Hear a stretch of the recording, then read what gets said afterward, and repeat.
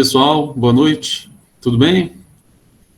Eu queria ver, eu vou compartilhar a tela aqui com vocês, queria saber se está todo mundo vendo a tela aí, beleza.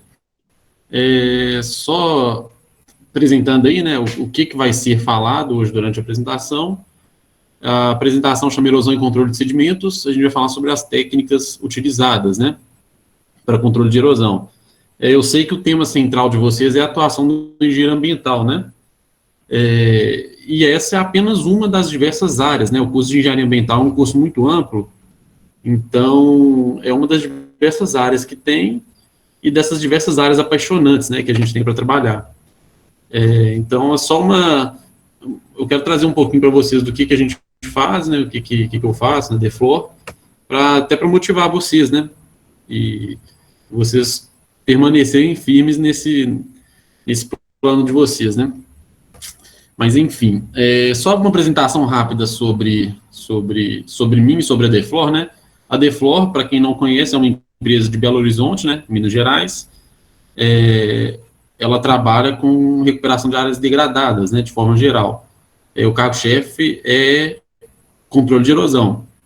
Mas a gente trabalha com diversas outras coisas também, né? Plantio de muda, supressão vegetal, drenagem, terraplenagem, até contenção de encostas a gente trabalha também, então é um pouco amplo, né? Até porque quando você vai trabalhar com um processo erosivo, você tem que atuar em diversas áreas, né? Por exemplo, eu falei de drenagem e terraplenagem, na maioria das vezes é necessário, né? Que essas duas coisas sejam feitas, né? Para você conseguir recuperar uma erosão, dependendo do tamanho dela. Então, basicamente é isso, né? A DEFLOR atua nessa área.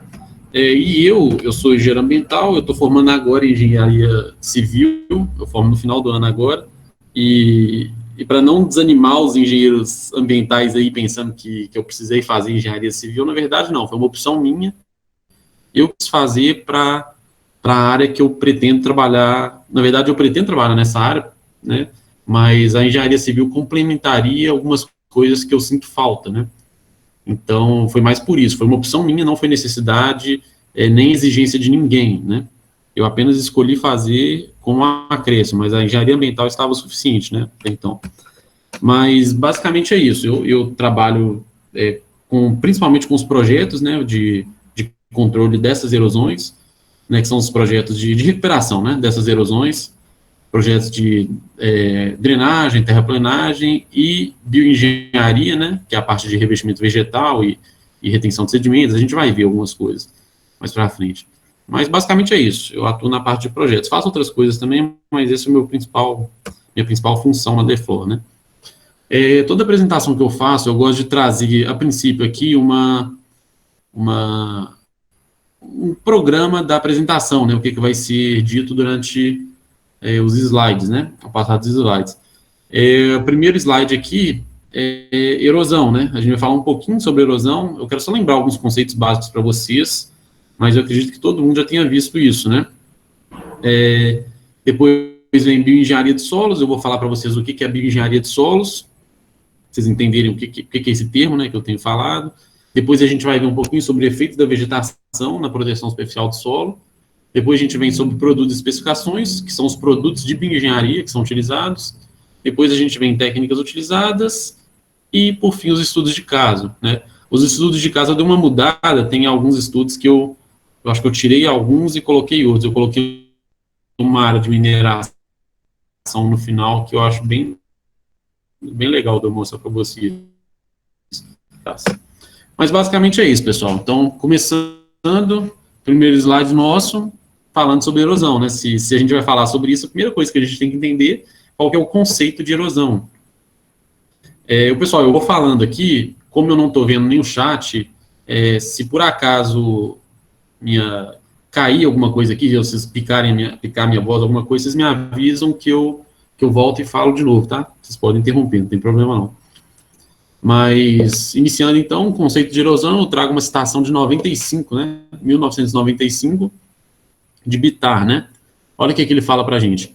Erosão é o processo de remoção e redisposição de partículas de solo decorrentes da ação individual ou combinada de diversos agentes erosivos, tais como água, a própria natureza do solo, vento, gelo e ou organismos. É uma definição legal, eu gosto dela, mas eu colocaria apenas uma palavra para acrescentar um detalhe que é importantíssimo para a gente. Ele fala, né, erosão é o processo de remoção e redisposição de partículas de solo, né, decorrentes da ação individual ou combinada de diversos agentes erosivos. Então, os agentes erosivos, eles atuam, né, de forma combinada ou apenas individual, e eles fazem que as partículas de solo sejam removidas e depositadas em um novo local. Então, essa é a definição de erosão. Mas eu gosto de colocar apenas uma palavra que faz toda a diferença para a gente, nesse meio termo. Ocorre a remoção e antes da redisposição ocorre o transporte, né? Esses agentes erosivos, eles transportam as partículas de solo.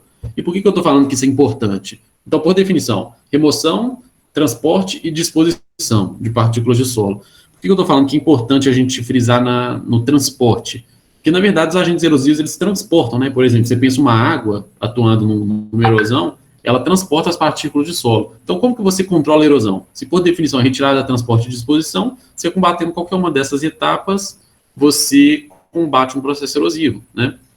Então, com a bioengenharia de solos, a gente atua principalmente no transporte, né? Quando as partículas estão sendo transportadas, a gente trabalha com formas de retenção de sedimentos, que são barreiras que são feitas para essas partículas de solo, que a água passa e as partículas de solo ficam retidas. Combatendo no transporte de um processo erosivo, você combate o processo erosivo na sua essência, né?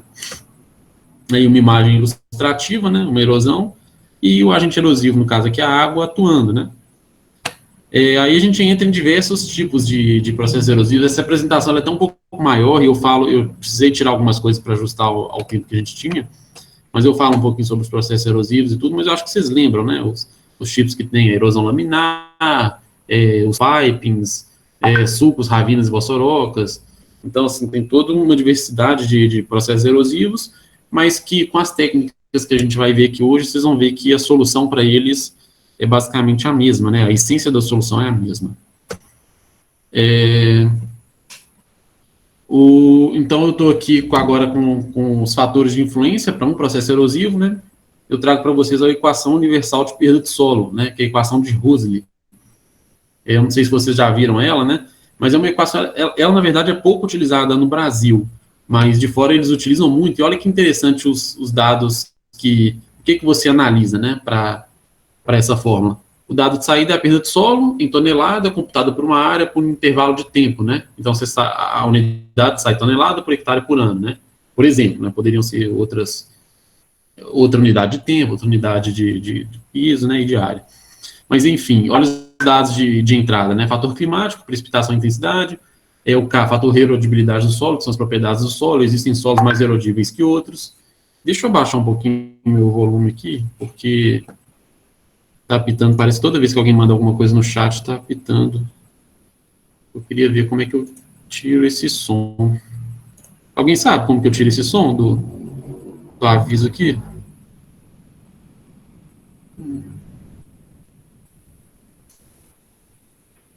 Tudo bem, eu vou deixar. Mas, enfim, pessoal. Aí, olha que interessante. Então, fator erodibilidade do solo são os dados de entrada. Fator topografia, comprimento e declividade, que influencia, a gente vai ver muito sobre isso.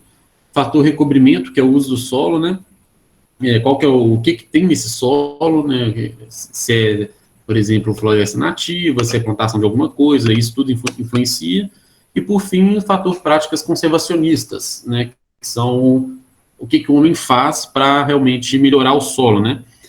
E proteger ele. Então, são todos esses dados, né? São dados que são estudados, cada um deles são estudados para chegar num valor, para a gente entrar nessa fórmula e chegar na perda de solos, computada por uma área, por um intervalo de tempo, né? E a gente vai ver um pouquinho sobre essas coisas hoje, né? E principalmente sobre as questões de topografia, de terreno, como que influencia, e o fator de recobrimento do solo, né? E práticas conservacionistas. Eu acho que os 3 últimos são os principais que a gente mais vai ver aqui. Mas vamos lá. Bioengenharia de solos. O que seria essa bioengenharia de solos? Mais uma citação que eu trago para a gente. Pessoal, eu vou pedir para vocês prestarem atenção na data dessas citações. Essa, por exemplo, de 1951, né? É uma citação bem antiga, para vocês verem que bioengenharia de solos, o termo bioengenharia de solos, ele às vezes só não é conhecido, mas ele já é antigo, já é usado há muito tempo, né? A gente que está um pouquinho atrasado, no Brasil principalmente. Mas, olha qual que é a definição que Crudiner traz para a gente, né? Vegetação tem sido utilizado na engenharia há séculos, no controle de processos erosivos e como proteção e reforço em obras civis, sendo denominadas as técnicas que conjugam a utilização desse elemento vivo na engenharia de bioengenharia de solos. Então, basicamente, o que é a bioengenharia de solos? É a utilização do elemento vivo, que no caso é a vegetação, para proteção e reforço em obras civis, proteção do solo e reforço em obras civis, né? Então, basicamente é isso. Então, tudo que você faça que proporcione ou acelere que a vegetação desenvolva mais rápido, né, faça com que a vegetação desenvolva mais rápido, ou então se proteja o solo de uma forma que o solo permaneça protegido até a vegetação se estabelecer no local, tudo isso que você faça são técnicas de bioengenharia de solos, né? Então, basicamente é isso, e a gente vai ver muito sobre isso, né, essas técnicas sendo utilizadas. Em 2006, foi a primeira vez, né, que o termo bioengenharia foi utilizado em um documento de instituição pública, né, nas normas 72 a 76. Se eu não me engano, a 72 ela tem, 73 eu não lembro. Mas depois vocês dão uma olhadinha com calma nessas normas. Mas foi a primeira vez que o termo bioengenharia foi utilizado aqui no Brasil, né, em um documento de instituição pública. Um conceito nosso, né, da DEFLOR, olha para vocês verem, conjunto de técnicas amplamente testadas, estudadas, testadas e aprovadas, né, quando aplicáveis em um projeto ou obra, proporcionam benefícios estéticos, ambientais e econômicos. Essa imagem é de uma obra nossa. Eu não sei se vocês estão conseguindo ver, se de cara vocês olhando assim, vocês conseguem enxergar, mas isso é uma canaleta, né, uma canaleta verde, que ela é chamada, ou canaleta revegetada. Vocês conseguem enxergar, né? Tem a seção da canaleta, perfeitamente, só que ela está completamente coberta por vegetação. Por isso que se chama bioengenharia, né? Não deixa de ser engenharia. Ela vai ter a função normal de concentrar e drenar a água, só que com características e limites diferentes do concreto, por exemplo, né? Que é o mais comum de ser utilizado. Existem existem algumas limitações para as canaletas redes, que elas devem ser estudadas, testadas quando necessário, e se aprovar, a gente atua com as canaletas redes em vez de concreto, né? Essa obra nossa foi uma obra que era coisa de quase 1 quilômetro de drenagem, né, de canais e canaletas, e a gente conseguiu trabalhar em diversos pontos com as canaletas redes. E o que a gente teve de ganho com isso? Primeira coisa, ganho econômico, né? Uma canaleta verde é muito mais barata, né, de se executar do que uma canaleta de concreto. Mais rápida, porque você não tem um tempo de cura do concreto, tem diversas vantagens, né? A gente falou que benefícios estéticos, né? Uma canaleta verde é muito mais bonita, né, do que uma de concreto. Ela se mistura ali no meio ambiente, e você não sabe que é uma canaleta verde depois de um tempo, né?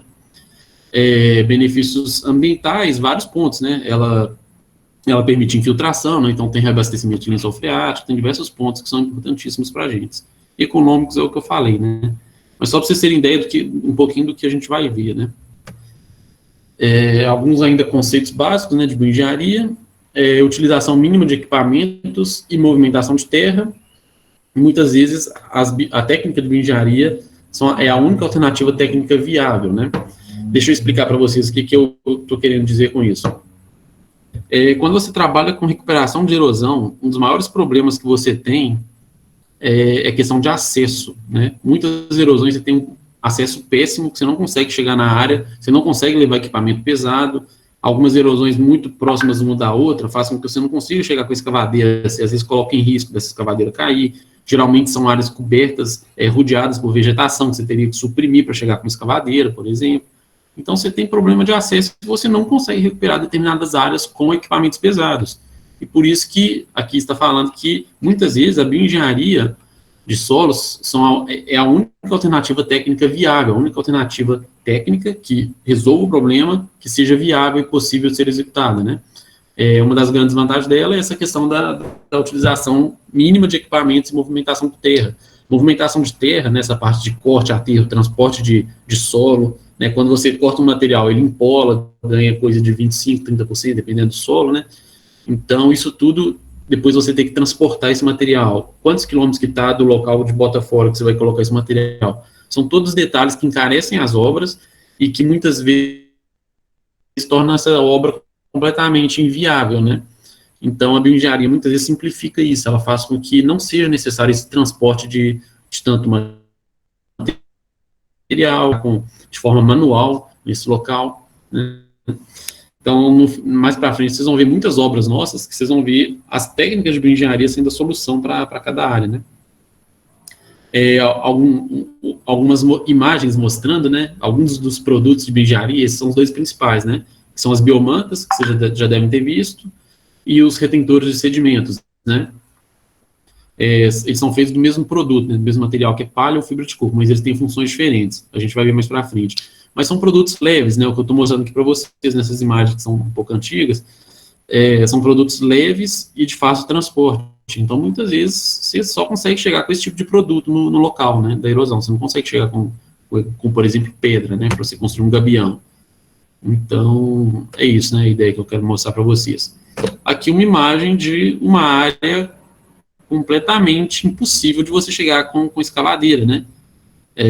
Você não consegue regularizar uma área dessa, regularizar essa erosão, as vertentes dela com equipamento. Então, o trabalho tem que ser todo manual. E como que você revegeta uma área dessa, né? Sem as técnicas de bioengenharia, você não consegue, né? E aqui a gente tem a utilização dos retentores de sedimentos e as biomantas, tá vendo? O antes e um depois executado. Essa obra eu mostro ela mais para frente, vocês vão ver mais detalhado o que foi essa obra nossa. Mas só para vocês verem um local, um típico local de difícil acesso, né? Você não consegue chegar com nada para conseguir recuperar a erosão. O serviço tem que ser feito apenas com técnicas de bioengenharia. Efeitos da vegetação na proteção dos solos. Eu trago aqui para vocês primeiro alguns efeitos físicos, né, que são bem interessantes da gente analisar. Primeiro deles, né, aumento da coesão do solo pelas raízes e matéria orgânica, né. A presença de matéria orgânica aumenta a coesão entre os agregados. Existem diversos estudos em cima disso, né, mostrando como que essa presença de matéria orgânica e das raízes, ela aumenta a coesão entre os agregados de solo e faz com que ele fique mais resistente, né, contra a erosão. E tem também a questão do atirantamento radicular, né? Eu não sei se todo mundo aqui é da engenharia ambiental, se tem outros cursos também, acabou que eu acho que eu não conversei isso com o Thaleson, mas a turma da engenharia ambiental talvez não conheça muito bem esse termo, né? Talvez alguns não conheçam. O atirantamento vem de tirantes, né? Que são as técnicas de contenção da geotecnia. Então, são tirantes que você coloca no solo, né? Cada solução é uma, tem diversos tipos, né? Solo grampeado, solo ancorado, cortina tirantada, tem vários tipos.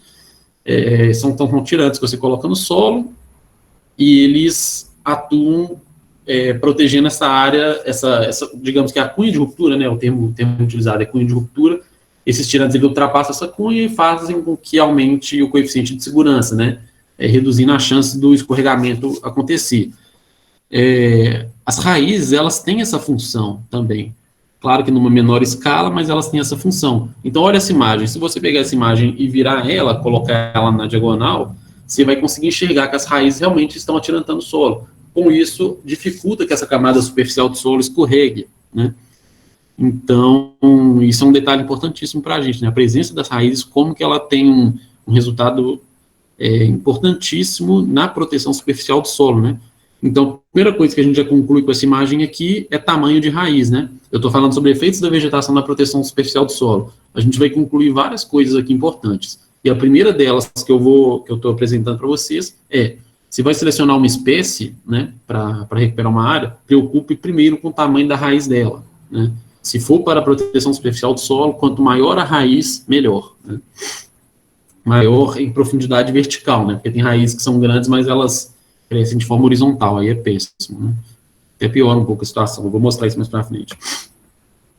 Alguns efeitos hidrológicos, proteção direta contra impactos das gotas de chuva, esses são os efeitos positivos, né? Redução e retardamento do escoamento superficial, então reduz o escoamento superficial e retarda, né? Torna ele lento, né? E uma coisa leva a outra, né? Se ele está escoando com uma velocidade menor, ele infiltra mais. Então, por isso que reduz, né, o escoamento superficial. Aumento da quantidade e velocidade infiltração devido a pequenos canais criados pelas raízes. As raízes, elas criam canais que fazem com que a água infiltre mais rápido. Um solo exposto, nu, né, a água escoaria com uma facilidade muito maior, né, escoaria mais rápido. Com esses canais criados pelas raízes, a água infiltra mais rápido. Aumento da retenção de água no solo pela presença de matéria orgânica, né? Essa matéria orgânica que vai sendo gerada tanto de plantas mortas, folhas mortas que caíram, raízes mortas, isso tudo retém umidade, retém água e faz com que o solo fique com maior presença de água, né, nessa camada superficial, e isso gera um ciclo, né, fazendo com que a vegetação desenvolva mais rápido, esse tipo de coisa. É algo importantíssimo, né? Alguns efeitos negativos, sombreamento do extrato herbáceo. Eu coloquei efeitos negativos, riscos e cuidados necessários. Olha que interessante, sombreamento do extrato herbáceo. O que seria extrato herbáceo? Essa vegetação rasteira, né? Se você trabalhar com espécies muito grandes, você vai sombrear esse extrato herbáceo e isso pode gerar problemas. A gente vai ver um slide sobre isso. Aumento do poder erosivo das gotas de chuva, dependendo do tamanho das árvores, a gente também vai ver isso. O tamanho das espécies, né, que você vai estar utilizando. Aumento do poder erosivo do escoamento superficial e subsuperficial, a gente vai ver. Sobrecarga de espécies arbóreas e ventos com relação a essas espécies, né, maiores, transferência de forças e tombamentos. A gente vai ver um pouquinho sobre isso. Vamos lá, primeira coisa, sombreamento do extrato herbáceo, né, que eu tinha comentado. Observem essa imagem, né, de 2017. Olha que interessante, a gente tem aqui um canal, vocês veem que é um canalzinho pequeno, né, com um gabião na lateral dele, e tem uma seção nesse canal, né, uma seção aparentemente pequena, né, e tem a faixa aqui, esses taludes, né, com a vegetação bem coberta, né, praticamente todo o talude, com exceção desse ponto. E o que aconteceu aqui? Vocês sabem que é frequente, na verdade, isso é algo natural, né, a gente fica assustado com isso na cidade, quando ocorre extravasamento dos rios, né, que causa enchente e tudo mais, mas é da natureza do rio transbordar, né, e todo rio ele tem uma faixa de depressão, né, que é chamado, que é essa faixa entre o nível mínimo e o nível máximo, né? No caso aqui, o nível máximo seria aqui. Então, isso aqui faz parte da faixa de depressão, né? Se, por exemplo, ele extravasar, né, isso aqui faria parte. E a água escoa, né? Quando o nível do rio sobe, né, na época de chuva, a água escoa nessa região. Então, ela não passa só nessa seção de pedra, ela passa nessa seção revegetada também, né? E por que surgiu um processo erosivo aqui e não surgiu aqui, né? O ponto primordial aqui, que vocês conseguem observar, é que a vegetação nessa região ela está falha, tá vendo? E a vegetação aqui nesse ponto está falha por quê? Exatamente a questão do sombreamento que eu falei para vocês. Quando você trabalha principalmente em áreas inclinadas, por exemplo, você vai recuperar um talude ou recuperar uma erosão que tem áreas inclinadas, tem erosões que a gente trabalha com coisa de 60, 70 graus de inclinação. Se você tiver uma espécie de grande porte, que vai gerar um sombreamento abaixo dela, né, nenhuma vegetação vai desenvolver nela, ainda mais em áreas inclinadas, que a vegetação já tem mais dificuldade de crescer, né, isso é algo um pouco óbvio, né, muitas vezes a gente que não para pensar, mas vegetação cresce para cima, qualquer planta, árvore cresce para cima. Se você coloca planta uma árvore num talude, você vai ver que ela vai crescer para cima, ela não cresce perpendicular, né. Então, quanto mais inclinado, mais difícil para qualquer vegetação desenvolver.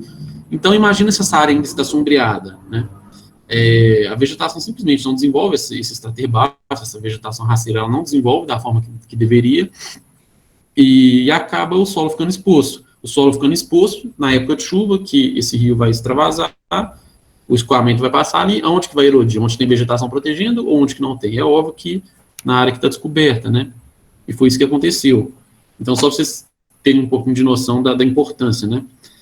Lembrando aqui que eu estou falando de situações, espécies separadas, assim, né? Por exemplo, você pegar uma floresta, é uma situação completamente diferente, né? O solo está completamente com sombra, né? Sombreado, porém é um ambiente completamente diferente, você tem uma grande presença de serrapilheira, então isso não vem ao caso, né, para a gente. Eu estou falando de situações de taludes e erosões, essas situações que a gente encontra erosões mais profundas, né? Mas, enfim. Ainda efeitos negativos, né? Eu falei da questão do poder erosivo das gotas de chuva, né? outro problema de espécies de grande porte. Aqui eu lembro para vocês a formulazinha da energia cinética, né? Vocês estudaram isso aí em física do segundo ano, provavelmente. Se eu não me engano, foi no segundo ano que a gente vê isso. Primeiro ou segundo? A formulazinha da energia cinética era mv2 sobre 2. Eu acho que todo mundo lembra disso, né? E o que são os dados de entrada, né? Para você encontrar energia cinética, energia do movimento, né? Massa e velocidade, né? E olha que interessante, a massa elevada a 1, normal, mas a velocidade elevada ao quadrado. Então aqui você já enxerga que a energia cinética de uma gota, ela é mais influenciada pela velocidade do que pela massa. Então, a gente trabalhando com as duas coisas. O tamanho da gota e a altura de queda, qual que é pior, né? A altura de queda é maior porque vai fazer com que a velocidade se torne maior, né? Então, são dois pontos que eu quero chamar a atenção para vocês. Primeira coisa, tamanho das gotas, relacionado com a massa. Se você tem duas gotinhas pequenininhas caindo do céu, elas caem numa folha grande, por exemplo, de uma árvore, elas juntam e se torna uma gota maior. Tornando essa gota maior, ela aumentou a massa. Aumentando a massa, ela chega com uma energia cinética maior no solo. Questão da velocidade. Isso aqui é um dado de bibliografia que a gente encontra, que é a altura de queda. O que são esses 8 metros que eu coloquei aqui? Se você tem uma árvore com um determinado, por exemplo, 1 metro de altura, a gota dessa árvore cai dessa árvore no solo, ela chega com uma energia cinética, com uma certa velocidade. Se ela cai de 2 metros de altura, ela chega com uma velocidade maior. Ela cai com 5 metros de altura, ela chega com uma velocidade maior ainda. Ela cai com 8 metros de altura, ela chega com uma velocidade maior ainda. Ela caiu com 9 metros, ela chega com exatamente a mesma velocidade que ela estaria com 8 metros de altura. Não sei se vocês conseguiram entender, deixa eu tentar esclarecer melhor, mas 8 metros é a altura limite onde a resistência do ar atua e faz com que a aceleração zere, né? Então, a partir de 8 metros de altura, a gota de chuva, ela cai com velocidade constante, né? Então, se você tem qualquer espécie acima de 8 metros de altura, a velocidade que a gota de chuva vai cair do céu e dessa árvore é exatamente a mesma, né? Acima de 8 metros de altura. Então, com isso, a gente conclui a segunda coisa. Quanto menor o porte da vegetação, né, que você vai utilizar no local, melhor. Então, por isso, olha que interessante o que a gente já conclui. A gente conclui a questão do tamanho das raízes e o tamanho da parte aérea da vegetação. Olha como que isso é importante para a gente. Quanto menor a espécie da parte aérea, melhor. Quanto maior a raiz, melhor. Então, a gente tem espécies que são assim, que são espécies pequenas da parte aérea e a parte das raízes delas são maiores, né? Então, isso é um detalhe importante para a gente analisar na seleção de espécies, né? As espécies mais adequadas. Sobre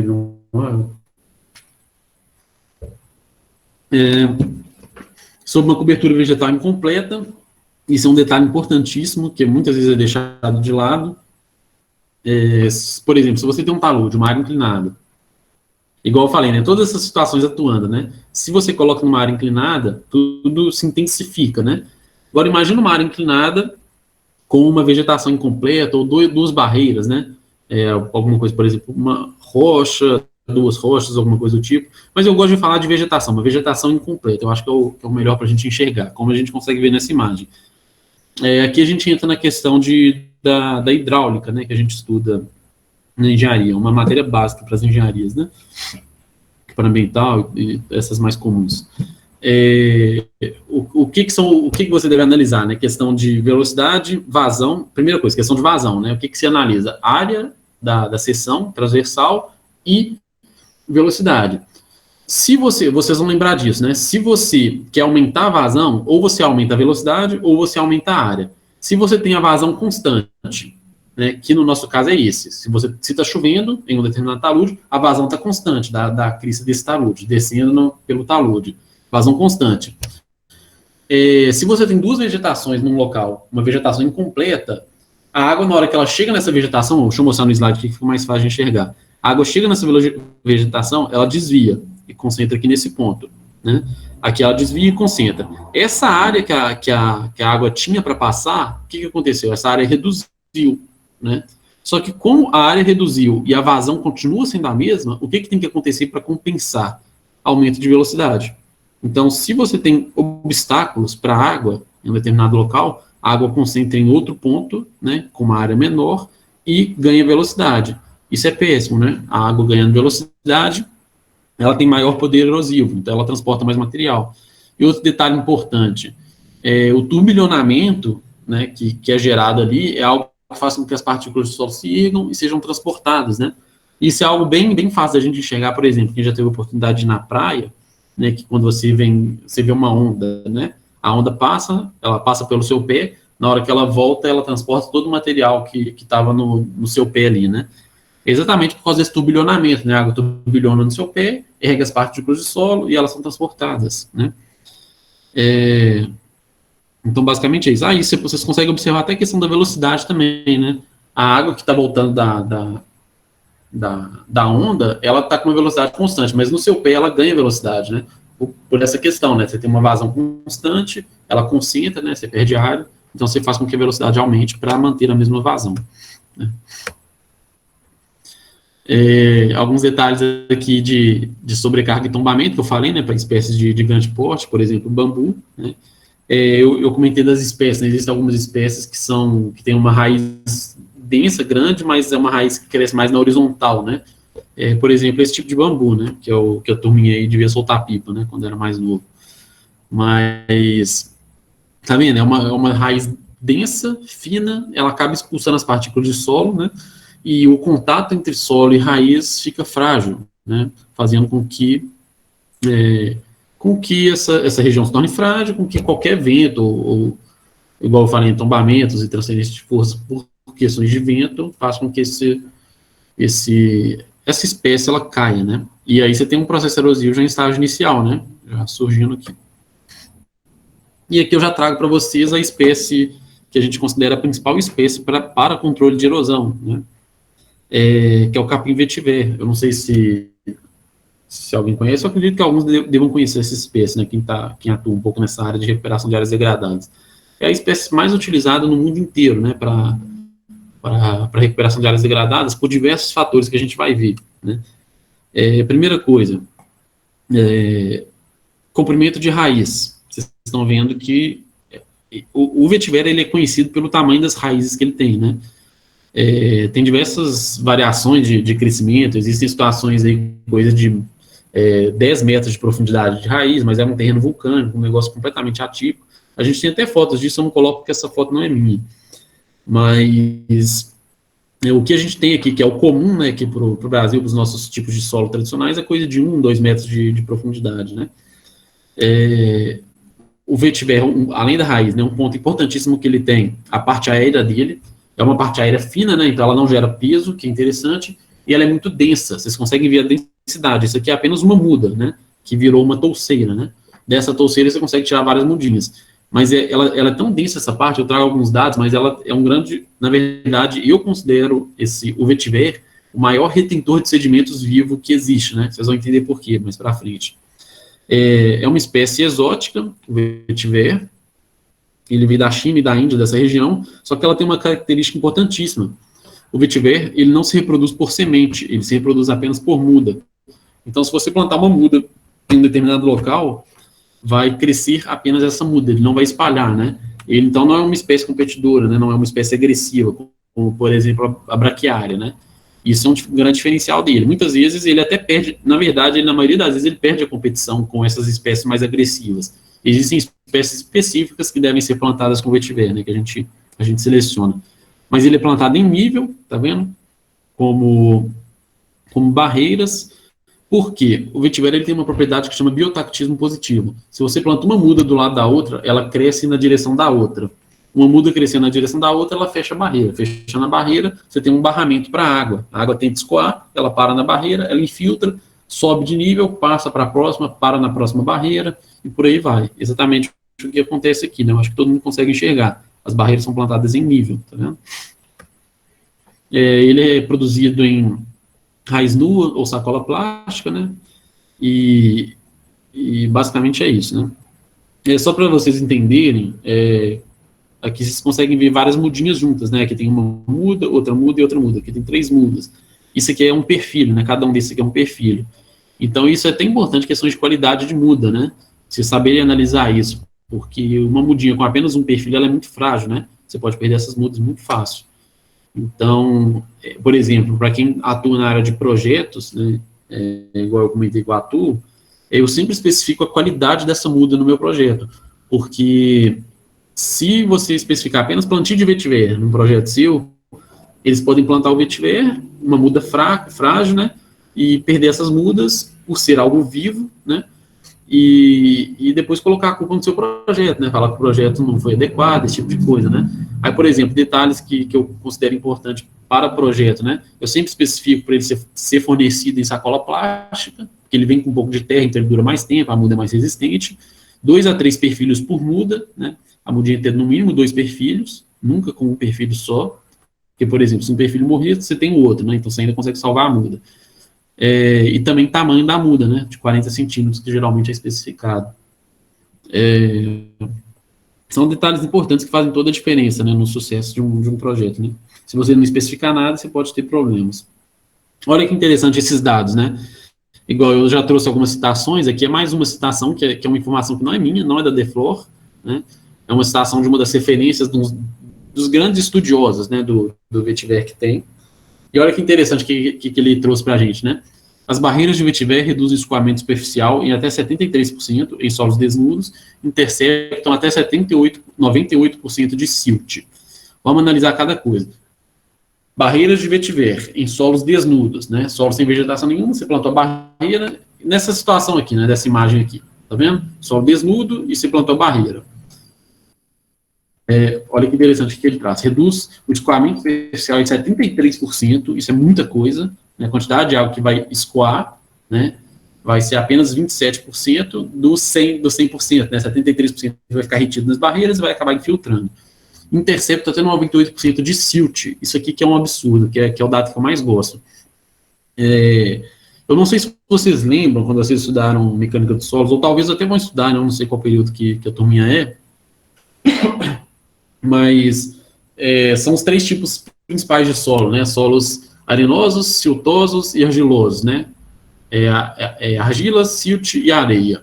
E o que diferencia esses 3 tipos de solo, né? É a granulometria, né? O tamanho das partículas de solo.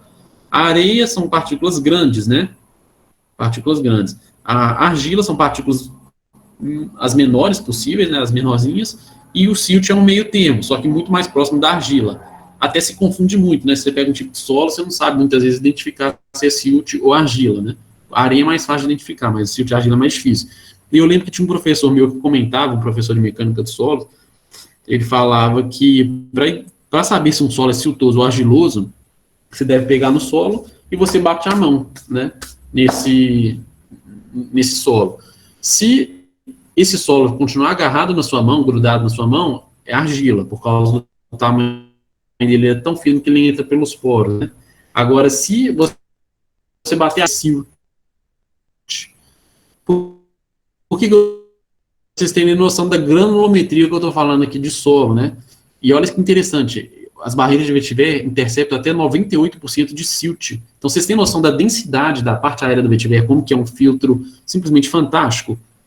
E é por isso que eu considero o vetiver o maior retentor de sedimentos vivos, né, que se pode utilizar. Então, quando eu quero trabalhar em um projeto que o objetivo central é retenção de sedimentos, impedir a chegada de sedimentos em determinados locais, eu sempre trabalho com vetiver.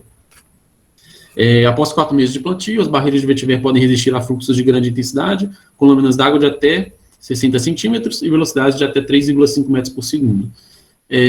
Olha que interessante esse dado também. Eu falei quando eu mostrei a canaleta verde mais no início da apresentação, eu falei que existiam algumas limitações para a canaleta verde, né? E uma das limitações da canaleta verde é a velocidade de escoamento. Se a velocidade de escoamento, o que a gente tem de dado, né, que se a velocidade de escoamento ultrapassar 1,5 metros por segundo, a tensão de arraste acaba arrancando essa vegetação e você perde essa vegetação do local, né, é o limite das canaletas verdes, dessa vegetação que é utilizada, né. O vetiver, ele resiste a 3,5 metros por segundo, né, são 2 metros por segundo a mais de velocidade, é algo bem maior, né, bem legal isso pra gente. Então, por exemplo, eu utilizo muito o vetiver em final de dissipador de energia, né? Depois do dissipador de energia que sempre surge aquelas erosões, né? Pós-dissipador, você pode trabalhar com barreiras de vetiver, que a água começa a ganhar velocidade, ela para na barreira e fica retida, né? Nessa barreira. Aí passa da primeira barreira, chega na próxima, por aí vai.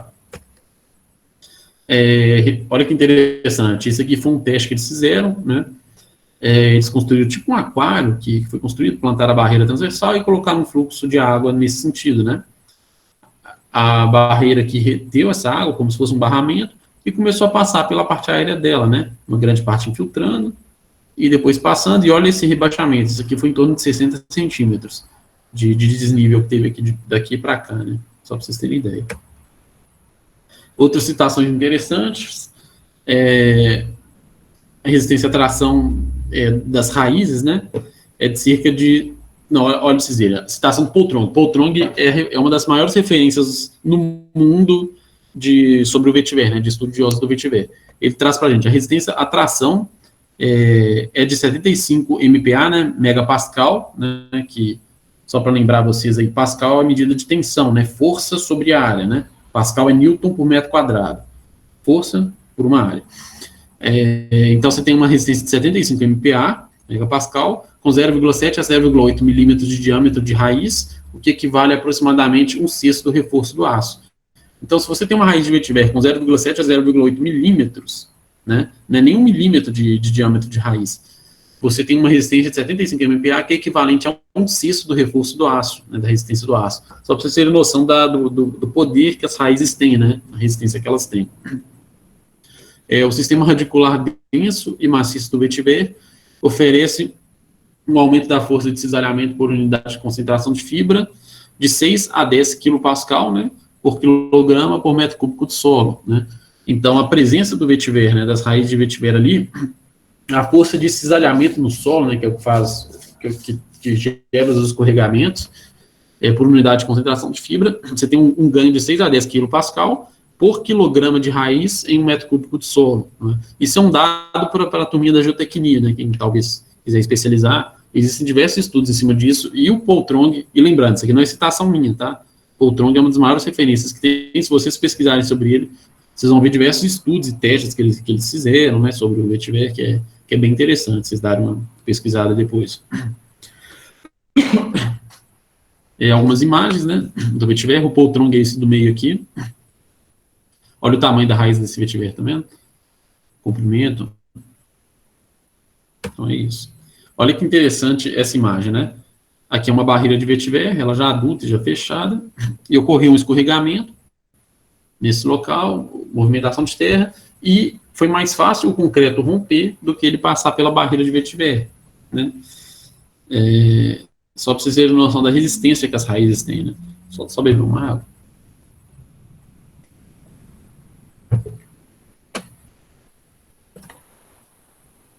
Questão de tolerância ao fogo é um dos pontos mais importantes também.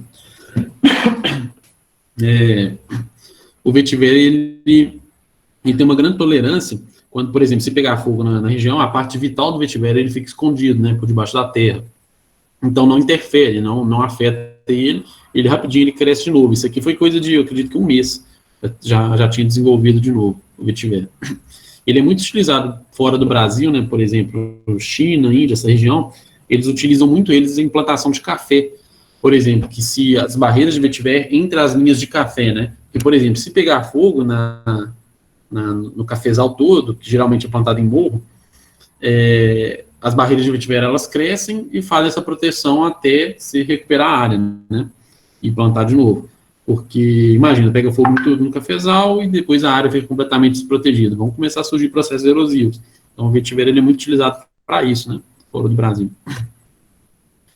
Ele tem um detalhe importantíssimo, que é elevação dos comos ou coroas. O que seriam esses comos, né? É exatamente esse pontinho aqui, ó, onde as raízes, elas desenvolvem, né? Elas crescem. Então, o que acontece? Se você planta uma muda de vetiver num determinado talude e ele vai retendo sedimento, você pensa que uma hora ele vai ser aterrado. Aí, o que acontece? Ele se ergue novamente, ele vai retendo, ele se ergue. Então, por isso que essa característica é importantíssima. Se ele é um retentor de sedimentos, ele tem que conseguir sobressair, né? Esse sedimento que está sendo retido atrás dele. Então, só mais uma informação importante. E aqui exatamente o que eu comentei com vocês. Uma canaleta verde, tá vendo? Iniciando o processo de revegetação, chegando em um dissipador de energia e depois as barreiras de vetiver, tá vendo? Só uma ideia aí para vocês, principalmente a turminha de projetos, né? Isso aqui eu sempre coloco nos projetos nossos, eu sempre coloco essas barreiras de vetiver depois. Que aí você não tem erosão, né, pós-dissipador, que é o que sempre acontece. Todo dissipador de energia que não tem nada depois dele, vocês observem, ele existem erosões depois desse dissipador, né? Isso aqui é uma solução simples e fácil, né, de se executar. Os produtos, os principais produtos de bioengenharia, eu já mostrei alguns, né, vegetação de forma geral, o vetiver é um produto de bioengenharia, mas esses daqui são os produzidos, né, são feitos, né, fabricados. As biomantas anti-erosivas, eu não comentei isso, mas eu não estou falando de produtos da Deflor, né, eu trago fora essas coisas, mas é porque é o que eu tenho de informação que eu posso apresentar, mas eu falo de forma geral, né, por exemplo, biomantas, existem diversas empresas que trabalham com biomantas, né? Então é só para vocês conhecerem, não estou falando dos produtos especificamente da Deflor, não. Mas as biomantas anti-erosivas, qual que é a finalidade delas? Primeira coisa, proteção imediata das partículas de solo. Você aplicou biomanta em um solo desnudo, as partículas de solo estão protegidas. A biomanta faz exatamente a mesma função da vegetação. Então, você utiliza essa biomanta até a vegetação desenvolver. Depois que a vegetação já desenvolveu, você não precisa mais dela. Mas aí ela degrada e gera mais nutrientes, né, para o solo. Ancoragem e proteção das sementes e insumos. Então, se você regulariza um solo, faz um semeio, coloca adubação e tudo, e aplica uma biomanta por cima, você ancora esse material, né? Então, você não perde ele, por exemplo, por gravidade, por vento, por chuva, por nada, né? Permite o plantio em épocas de estiagem. A biomanta anti-erosiva. Se você, por exemplo, fizer um semeio manual, em um determinado talude de aplicar a biomanta, essas sementes ficam protegidas ali e até chegar a chuva, né? Então, no período de seca, você pode fazer o semeio, aplicar a biomanta, até começar a chover, essas sementes ficam protegidas em estado de dormência. Quando chove, essa vegetação germina e desenvolve. Criação de um microclima favorável à revegetação, né? Condições de temperatura, umidade, sombreamento para as sementes. Então, isso tudo faz com que crie as condições necessárias para o desenvolvimento da vegetação, né? Desenvolvimento e germinação, né, das sementes. Reduz a evaporação de água do solo, óbvio, né, que essa é uma cobertura, né, você coloca como se fosse uma tampa no solo, então a incidência de sol direto sobre o solo faz com que ela diminui, faz com que menos água evapore, né, do solo. Reduz a insolação direta sobre o solo, favorece a infiltração de água no solo, tem uma rugosidade diferente. Se você tem um talude regularizado, ele tem uma determinada rugosidade. Se você aplica uma biomanta de palha ou fibra de coco, ela tem uma rugosidade diferente, maior, então a água escoa com uma velocidade menor, então ela faz com que infiltre mais água no solo. E possui degradação programável. Isso aqui é importante, porque você tem que saber quando que essa vegetação vai se estabelecer no local, né? E dependendo do tempo que essa vegetação vai se estabelecer, a biomanta sua tem que durar durante esse tempo. Então, existem diversos tipos de biomanta, com diversas gramaturas, e cada uma para uma situação, né? A gente analisa e cada situação a gente determina um tipo de biomanta. Os retentores de sedimentos, berma longa, né? Eu coloquei aqui, berma longa é o nome da Deflor, do retentor de sedimentos da Deflor, mas existem outros, né? O termo correto no mundo nosso da engenharia, né, é retentor de sedimentos, ou biorretentor, né? São dois termos usados. Mas qual que é a finalidade dele? Só apresentando para vocês, porque isso aqui é mais incomum, né, de ser visto. Eles são essas salsichas, né, de fibra de coco ou palha, tem diversos diâmetros, né, é produzido com diversos diâmetros, isso aí depende para onde a gente vai utilizar, né, da situação do local. E o mesmo material da biomanta, né, o palha ou fibra de coco. Primeira coisa, ele é drenante, então é um material que a água passa por ele, mas ele retém partículas de solo em sumo, né? Então o solo estava sendo transportado, para nesse retentor de sedimentos, a água passa e o solo fica. E as sementes, adubos, tudo também. Reduz a velocidade de escoamento superficial, dependendo da forma que você utilizar ele, você pode colocar ele em nível, né? Que são, é conhecido como bermas artificiais, né? Que você constrói.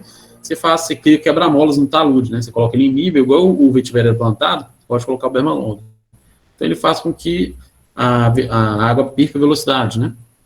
Absorve e retém umidade, absorve cerca de 5 vezes o seu peso em água. Ele tem uma capacidade de absorver 5 vezes o peso do próprio bermalong em água. Isso é algo bem importante para a gente. Ele serve como se fosse um microbarramento, né, para a água. A água chega, ela vai entrando ali no bermalong, ele vai absorvendo aquela água, e aos poucos ele vai liberando dela e ela vai infiltrando, né? E aí a gente entra na parte das técnicas utilizadas.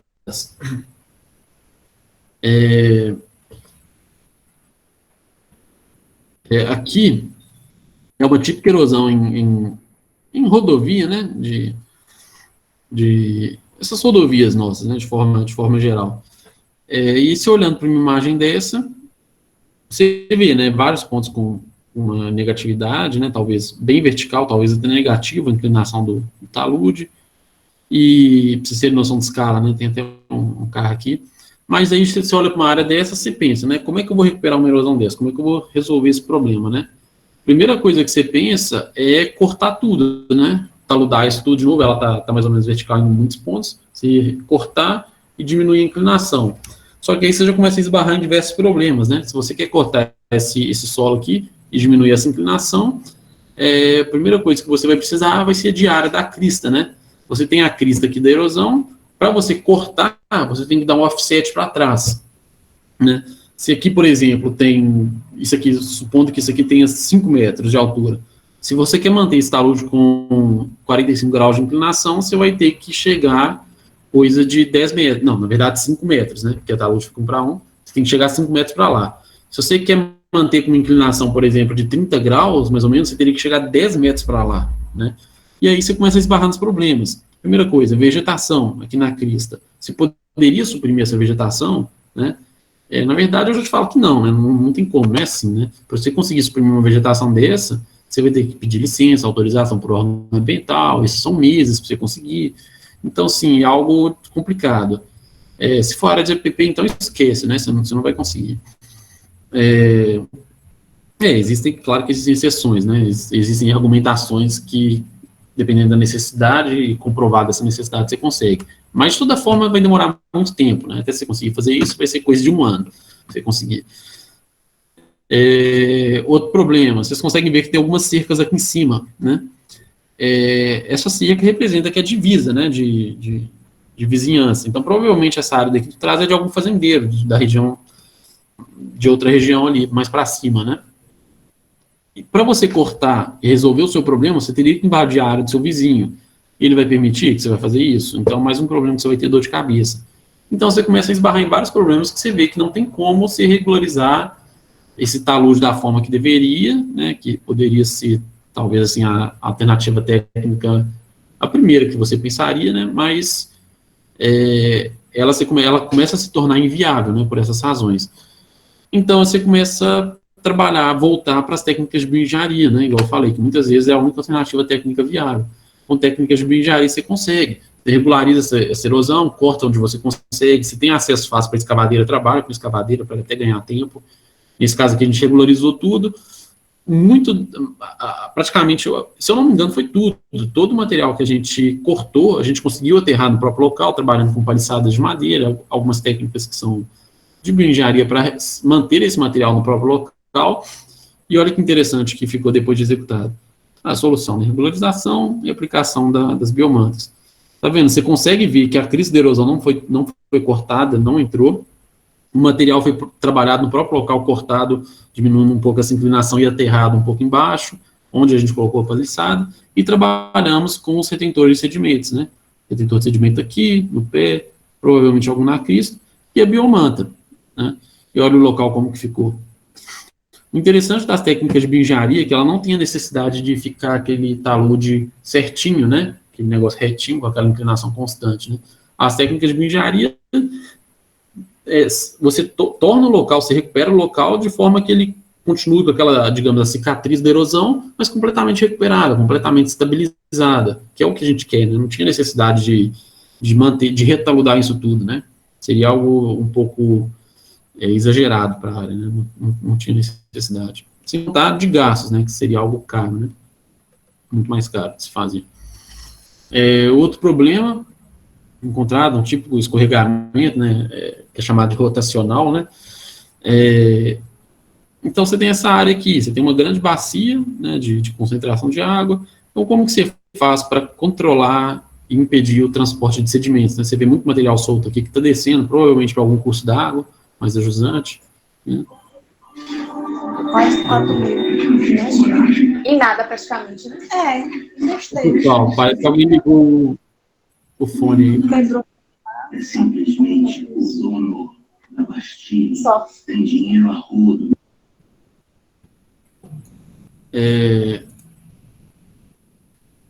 Vamos lá. Aí a solução aqui foi regularização e construção das bermas artificiais. Isso aqui é uma seção transversal, com os bermalongas, que são aquelas salsichas, né, de fibra de coco que eu mostrei para vocês, eles colocados transversal, né, a inclinação do terreno. Olha que interessante. Aqui como que ele é aplicado, né, é feita uma vala para ele, geralmente metade do corpo dele, ele é colocado, e a estaca fixando ele. Então ele retém sedimento nessa região, tá vendo? E ele serve como um quebra-mola para a água. E aqui o tratamento da erosão, né? Toda erosão que você vai recuperar, você tem duas formas de resolver o problema da drenagem. Ou você retira totalmente a água dessa erosão, ou você passa a água por dentro dessa erosão. Nesse caso aqui a gente retirou.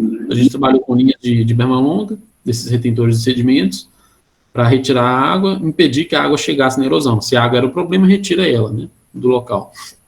E trabalhamos com linhas de berma longa também, dentro da erosão, para impedir que a água ganhasse velocidade, né, nesse anfiteatro aqui que foi gerado, né. Aí vocês conseguem ver o local depois de executado. As linhas de berma longa e a biomanta por cima desse berma longa. Tá vendo? As várias linhas em nível, né. Eu tô batendo essa tecla com vocês de ser em nível, porque isso é importantíssimo. Não pode ter escoamento superficial em nenhum sentido, né. Se for ter algum escorregamento superficial, você tem que saber aonde que essa água vai cair, para não ter problema. Mas o ideal é que seja em nível, para a água ficar completamente distribuída em cada barreira e filtrar de forma igual, né, para não gerar problema. Uma típica erosão de fluxo concentrado, uma erosão linear, né, no Bossoroca, para efeito de escala, né, tem um senhorzinho aqui, então falta um pouco antigo, mas dá para vocês terem noção do problema, né. É uma erosão, uma aí, que ela já está até com alguma vegetação nascendo nela, mas por si só, né, isso é até definição de área degradada, né, uma área degradada ela não consegue se recuperar por si só, né. Nesse caso, a erosão nunca conseguiria se recuperar sozinha, né, precisava de alguma intervenção.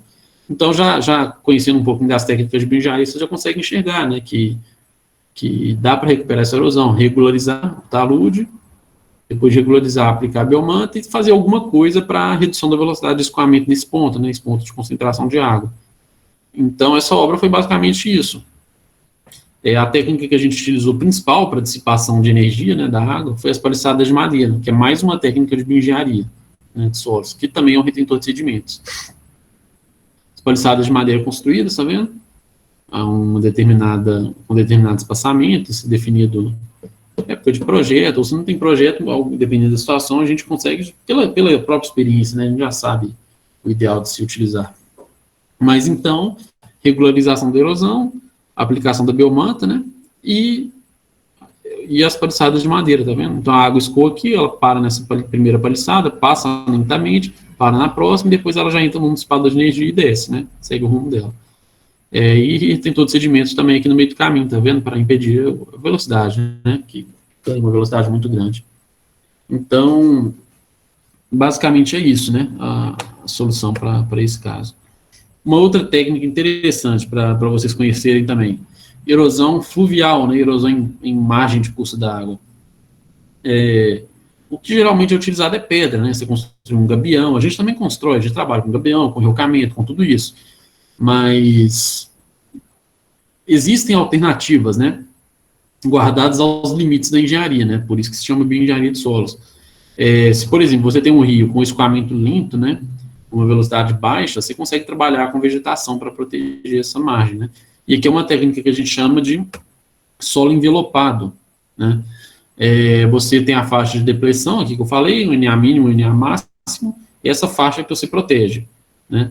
Então você coloca solo com sementes e insumos, envelopa, coloca solo, envelopa, coloca solo, envelopa.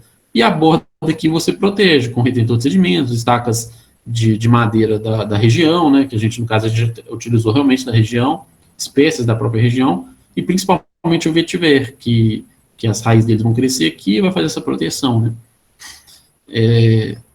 Aqui já é durante o serviço, tá vendo? Executando, como que ficou depois de pronto. As estacas aqui, isso aqui eram todas madeiras da própria região, espécies da própria região que a gente que a gente utilizou, tá vendo? E as barreiras de vetiver. E olha o local hoje, depois de pouco tempo, né, já desenvolvendo a vegetação. E observem características de algo típico algo vivo, né? Vegetação é algo vivo, então ela ela desenvolve com situações diferentes. Observem que, como próximo da água, a vegetação cresceu muito mais rápido, né? Ela explodiu mais rápido, e cresceu mais rápido. E vai diminuindo, né? À medida que vai distanciando da água, ela desenvolve mais lentamente. E áreas inclinadas, então, mais devagar ainda. Então, assim, é algo de você tem que recuperar e saber que existe um prazo, né, para o desenvolvimento dessa vegetação. Aí uma erosão. Essa erosão que eu mostrei no começo para vocês, que eu mostrei aquela vertente grande, né, com o serpentor de sedimentos e a biomanta. Por exemplo, essa erosão, como que se recupera? É uma área de difícil acesso, né? Como é que se recupera essas vertentes dela, tá vendo? Então é complicado. Sem técnica de bioengenharia você não consegue, né? Então, regularização da erosão toda e a aplicação das técnicas de bioengenharia. E resolvendo a questão da drenagem, né, que foi a causa. Aí, no caso aqui, a água ia passar por dentro dessa erosão. Está sendo construído um gabião caixa aqui, tá vendo? No eixo central dela. Uma descida, né, em degraus, um gabião caixa. Aí, a evolução da obra, né? E já depois, já começando a desenvolver vegetação. Tá vendo? Outras imagens. Na verdade, eram duas erosões, não mostrei, mas aqui eram duas. Ó, tem uma erosão aqui atrás e essa daqui. Aqui, ó, a erosão aqui atrás e essa, né? Isso aqui, na verdade, é um divisor de águas, essa crista aqui de cima. Aí a outra erosão, olhando ela lá de baixo, tá vendo? Situação bem feia, né? Mas com as técnicas de bioengenharia, regularização e revegetação de tudo. E a drenagem funcionando. E observe mais uma vez, a área menos inclinada, a vegetação desenvolve mais rápido, a área mais inclinada demora um pouco mais. Tá vendo? Drenagem. Aqui eu vou lembrar para vocês a canaleta verde, né? Eu quero até dar alguns detalhes importantes para ela, que eu não tinha falado antes. Você olha para uma canaleta dessa, né? Você vê que tem uma vala que está sendo para construir uma canaleta. Primeira coisa que você pensa que vai ser construída uma canaleta de concreto. Mas aqui não, a gente utilizou a canaleta verde, né? Foi construída. Então, basicamente, é a abertura da vala, adubação dessa região para a vegetação desenvolver mais rápido e semeio. Depois você aplica biomanta, uma biomanta mais resistente, né? Claro. Uma biomanta, geralmente, a gente trabalha de fibra de coco. Geralmente não, sempre. Para a canaleta verde, a gente trabalha com fibra de coco, porque ela é mais resistente, ela dura mais tempo e tudo mais. Então, aí como que ficou, né? O local... a vegetação ainda não desenvolveu, né, por completo, mas só para vocês terem noção como é que fica, né? E o estágio final, né? Voltando nessa imagem. Mas aqui eu quero voltar nessa imagem, que eu quero discutir dois pontos importantes, né? Que eu falei de limitação de canaleta, para vocês verem que não deixa de ser engenharia, né? Primeira coisa é a velocidade de escoamento, que eu falei, 1,5 metros por segundo é a velocidade limite, né? Não se pode ultrapassar essa velocidade. Se ultrapassou essa velocidade, você trabalha com a de concreto. A primeira coisa é isso. Segundo limite das canaletas verdes, né? Questão de sombreamento, né? Você trabalha com espécies de gramíneas leguminosas que não resistem à sombra, né? São pouquíssimas espécies que resistem, mas não conseguem desenvolver tão bem. Então, assim, a gente sempre trabalha com esse cuidado, né? Se a área é completamente sombreada, você não pode trabalhar com as canaletas verdes. Então, esse é o segundo limitação dela. E terceiro ponto, né? É questão de área. A gente volta mais uma vez na questão da hidráulica, né? Para lembrar para vocês devem lembrar disso, a questão do coeficiente de Manning que existe, né? Que era um Nzinho na fórmula de Manning. Quando você usava a fórmula de Manning para encontrar vazão ou velocidade, né, dependendo do ajuste da fórmula, tinha um N no denominador, do outro lado, né? E esse N é o coeficiente de Manning, que é o coeficiente de rugosidade de cada material, né? Por exemplo, o concreto ele tem um coeficiente de Manning determinado, se eu não me engano é 0,012, algo do tipo. As canaletas verdes têm outro coeficiente de Manning. Na verdade, um coeficiente de Manning muito maior do que o concreto. Então, o que acontece? Se você quer encontrar a vazão ou a velocidade de escoamento, se você tem o Manning no denominador, se você aumenta esse Manning, que é o nosso caso para a canaleta verde, você diminui a vazão. Só que você precisa ter uma mesma vazão. Você tem uma vazão de projeto que você tem que chegar, né, para conseguir colocar essa canaleta. Se você precisa de uma determinada vazão e você aumentou muito o money, o que você tem que fazer para compensar essa rugosidade que aumentou? Você tem que aumentar a área, você tem que aumentar a seção da sua canaleta para conseguir ter uma área maior e ter essa vazão grande, né, passando. E aí a gente esbarra no terceiro problema da canaleta verde, que é a área. Você muitas vezes não tem área para construção da canaleta verde. Então, por exemplo, esse exemplo que eu gosto de dar, porque aqui está sendo uma canaleta pequenininha, mas se fosse construir uma canaleta de concreto para essa região, seria uma canaleta menor ainda. Vocês conseguiram enxergar isso? Uma canaleta menor do que essa, por exemplo, metade do tamanho dessa, conseguiria ter uma vazão até maior do que a canaleta verde, né? Então, voltando nessa imagem aqui, observem o tamanho dessa canaleta, né? Isso aqui, na verdade, é um canal, né? Um canal revegetado. Se fosse uma canaleta de concreto, seria muito menor, né? Que isso.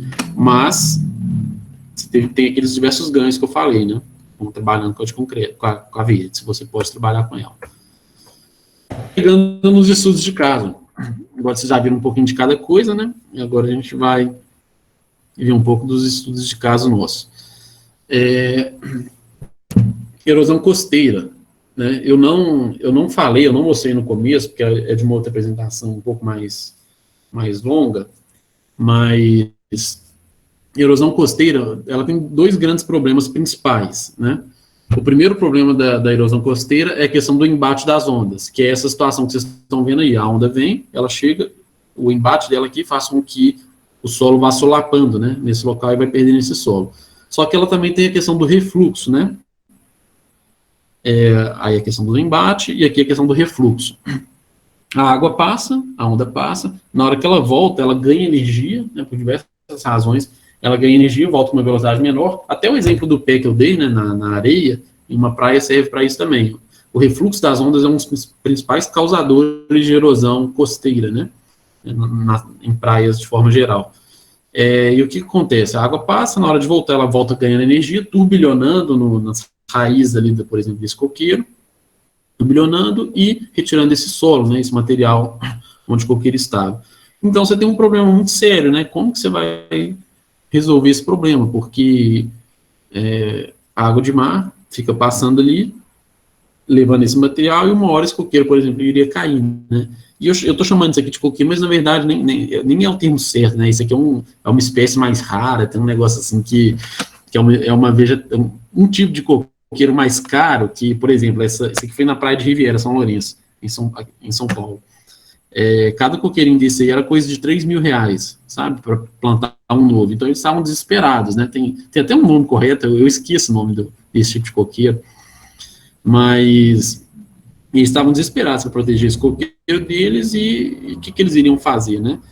E aí, como solução base para isso, a gente trabalhou com o nosso glorioso vetiver, né?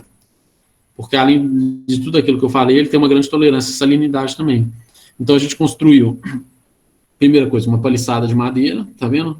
Nessa parte aqui, para conseguir fixar o material aqui, né, o solo nesse local. A gente trouxe só uma pequena camada de solo e plantamos as linhas de vetiver, as barreiras de vetiver, nesse ponto, tá vendo? Transversais ao sentido do escoamento da onda, né? Então, a paliçada, junto com a biomanta, ela vai fazer essa proteção do solo imediata. Vai proteger esse solo e impedir que ele seja retirado, né, quando a onda passar. Enquanto o vetiver desenvolve. Depois que o vetiver desenvolve, ele cumpre essa função, né? Em obras, está vendo as paliçadas e as barreiras de vetiver, como elas foram plantadas. E olha o local, depois de desenvolver, está vendo? Foram plantadas 5 barreiras, né? Teve ponto que foi um pouco mais, porque variava, né? Foram quilômetros de extensão, né?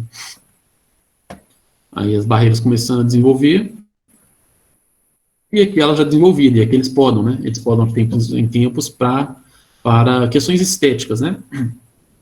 Mas olha que interessante. Vocês viram tudo aquilo, o poder que uma barreira de vetiver tem, naquela questão de retenção de sedimentos e tudo mais. Agora imagina 5 barreiras, né? Uma muito próxima da outra.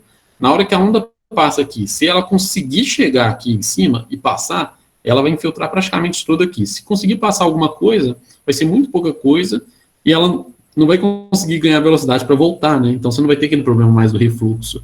Então a água vai acabar infiltrando, né, do outro lado. Então você tem a proteção praticamente total, né, da área. E essa obra, ela foi um sucesso tão grande que ela virou até matéria de jornal. Eu acho que eu até tenho a imagem dessa matériazinha de jornal. Mas depois vocês pegam no Google Maps de vocês, pesquisem por Praia de Riviera São Lourenço, e pega aquele bonequinho, né, do Google Maps e joga ele na praia, você tem aquelas fotos 3D, né, você consegue ver fotos até recentes, né, eles de tempos em tempos eles atualizam essas imagens, mas essa obra foi um sucesso, né, a única coisa que eles fazem é podar esse vetiver de tempos em tempos por questões estéticas, né. Assim, eu particularmente, por mim, nem precisaria, não, eu acho bonito o vetiver depois de desenvolvido, né. E aí, o efeito que fica, tá vendo? O efeito estético. Aí essa aí que é a imagem que eu falei, ó, que virou matéria de jornal, tá vendo? Falando sobre a recuperação da área. Itumbiara, que é o nosso caso, uma das principais obras que a gente executou, e talvez até a mais conhecida, que isso aqui que vocês estão vendo não é mar, tá? Dá uma impressão de que isso aqui é praia, né? E que a gente está no mar, mas na verdade isso aqui é uma barragem, né? Foi construída de terra, e aqui o rio, né? Então isso aqui é o reservatório dessa barragem. Então, para a construção dessa barragem de terra, foi retirado o solo dessa região. Eles retiraram o solo dessa região de área de empréstimo, transportaram e construíram a barragem aqui.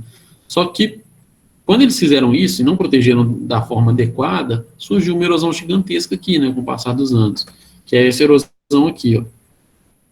Tá vendo? Só para vocês terem noção de escala do tamanho dessa erosão, eu vou mostrar bastante foto dela, mas essa região aqui, que foi a área tratada, que era a área de contribuição, que era essa região aqui, tinha 96 hectares, 95 para 96 hectares de área, né? Cada hectare são 10 mil metros quadrados. Só para quem não tem costume com essas unidades, né? Os lotes mais comuns, assim, pelo menos em BH, né? Eu não sei como que é na região de vocês, mas lotes comuns de casa mesmo é coisa de 360 metros quadrados, né?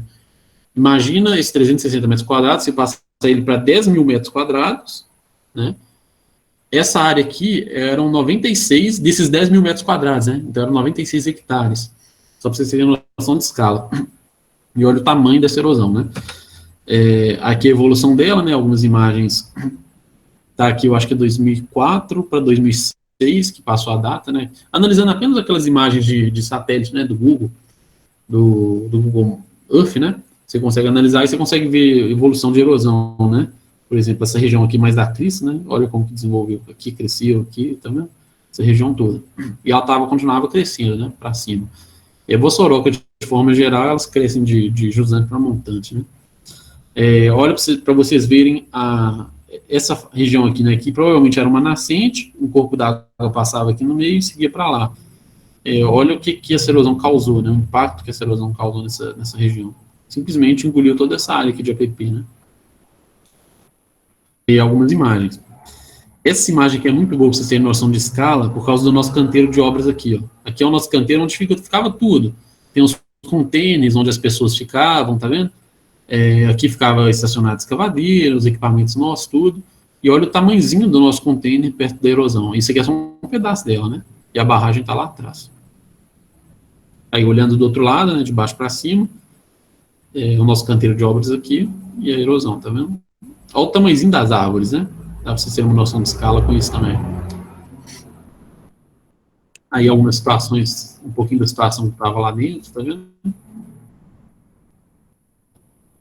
E aí começou o trabalho de formiguinha, né? Uma escavadeira dessa numa área tão grande dessa, demora muito tempo, né? Provavelmente alguém iria perguntar no final, mas essa obra aí foi coisa de 1 ano de execução de obra, por causa do tamanho dela, né?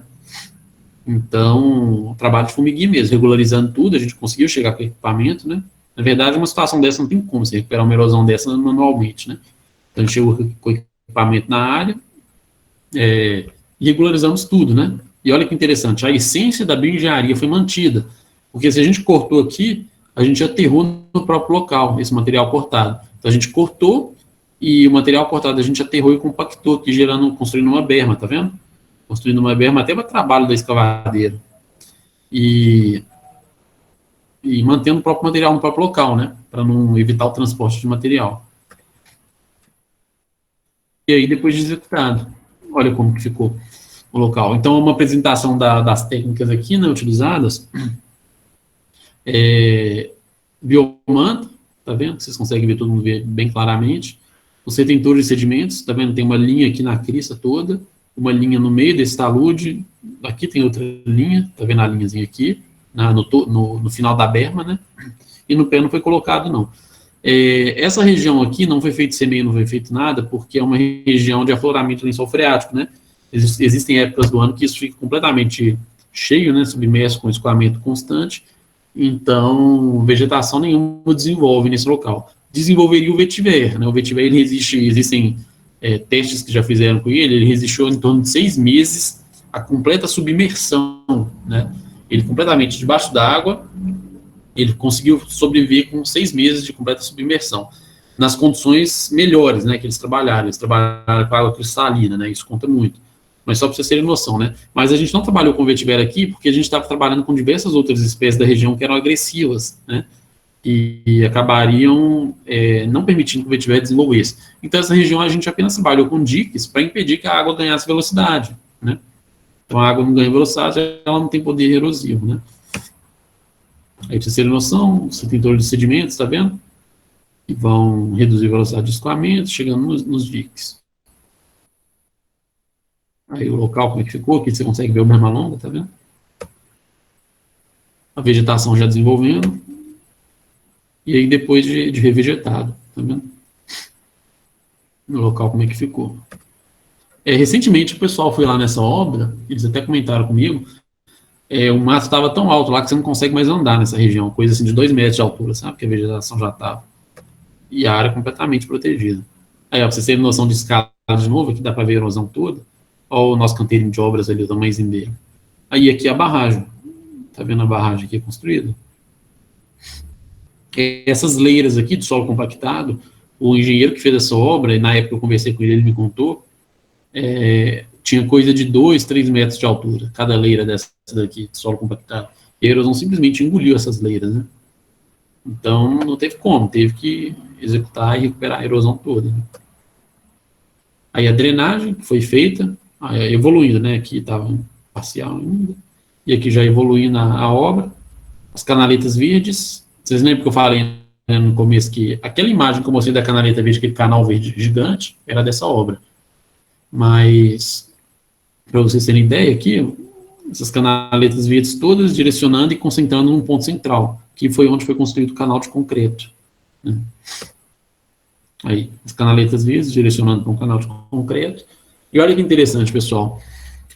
Aqui são retentores de sedimentos transversais ao sentido de escoamento, tá vendo? Exatamente para controlar a velocidade de escoamento superficial, para a velocidade não aumentar muito, né? Até chegar no de concreto. E olha que legal, a canaleta verde aqui, e olha aqui tem uma passagem de canaleta verde para uma de concreto. E olha como que ocorre uma redução da seção. Aqui ela está largona, grande, e aqui ela fica pequenininha para entrar aqui. Exatamente pelo coeficiente de Manning, né, que eu comentei. Aqui tem uma rugosidade alta, e aqui a rugosidade baixa. Então você tem uma velocidade maior.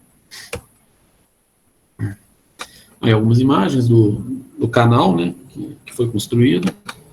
As cercas, né, que dão uma ideia dá pra gente ter uma escala. Essa cerca geralmente tem 1,20 m, 1,5 m de altura. Pra vocês terem noção de tamanho desse canal, né. Aí a passagem da canaleta verde para a canaleta de concreto. Olha a redução de seção que teve, como que ela era grande, ficou pequenininha. Tá vendo? Descida d'água em degrau.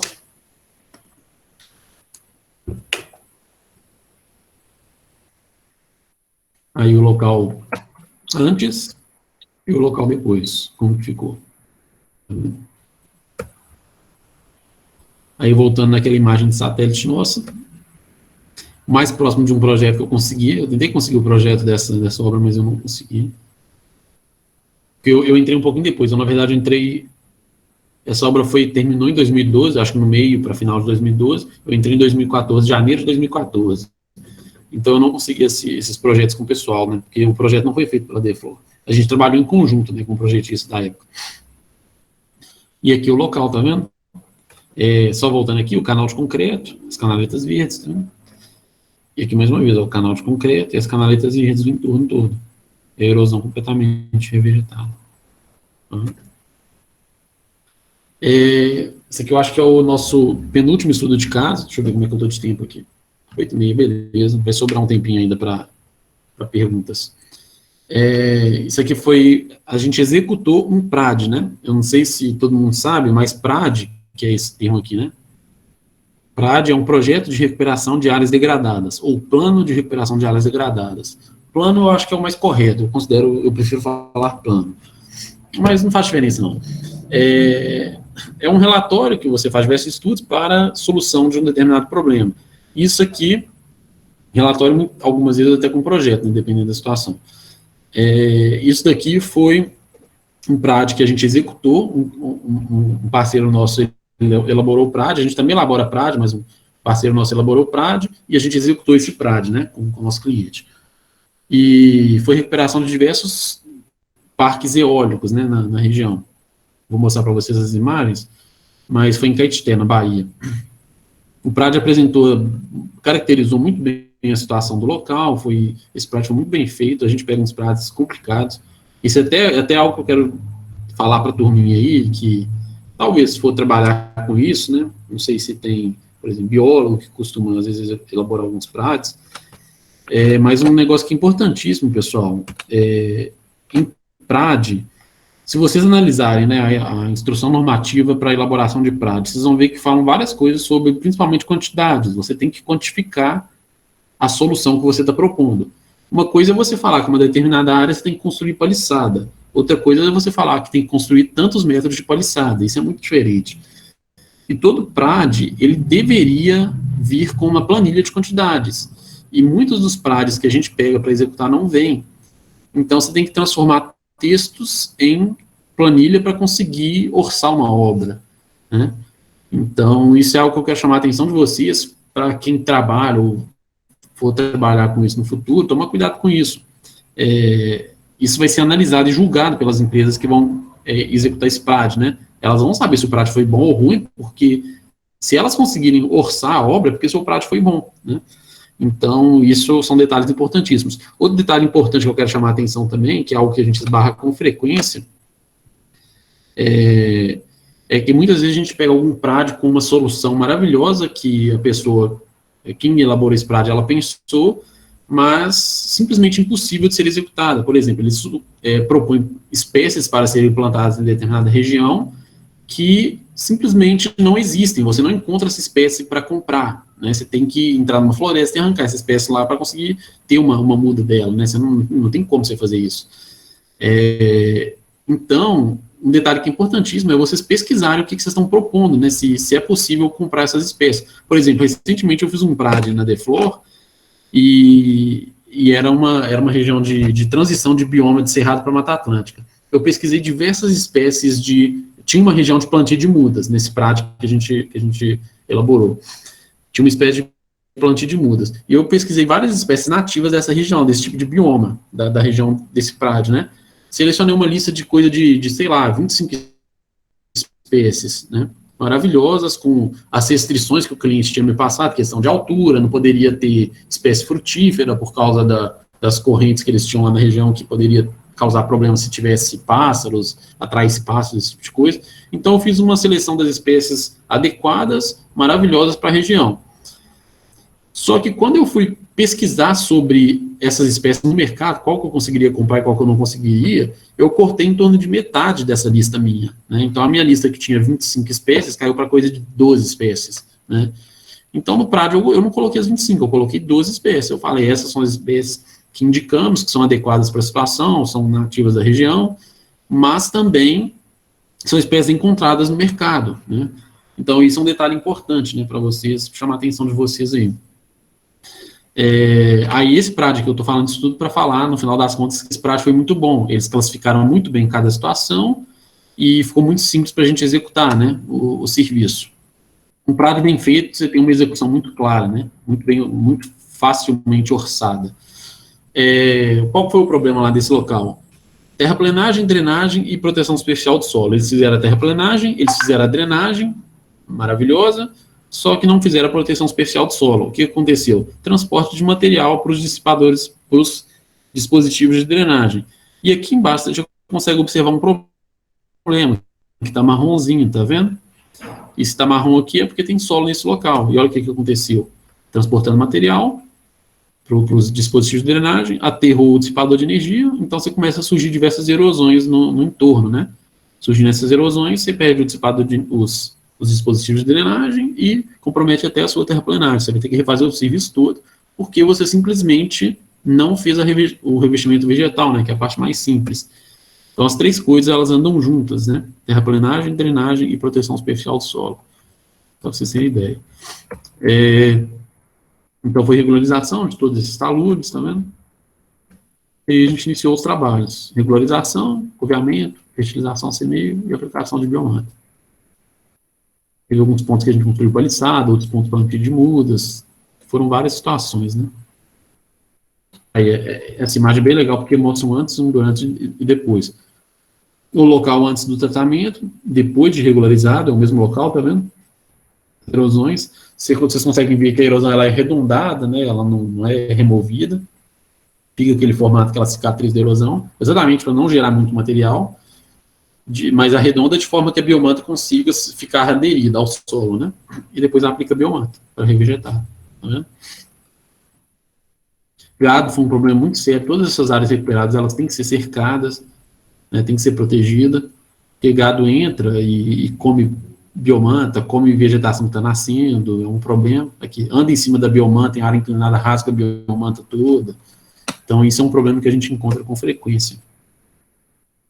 Aí depois teve irrigação na área, né? O local extremamente seco, né? Sertão da Bahia.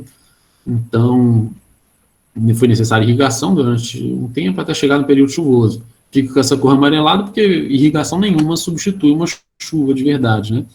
E na época de chuva, a vegetação já começou a ficar mais verde, né?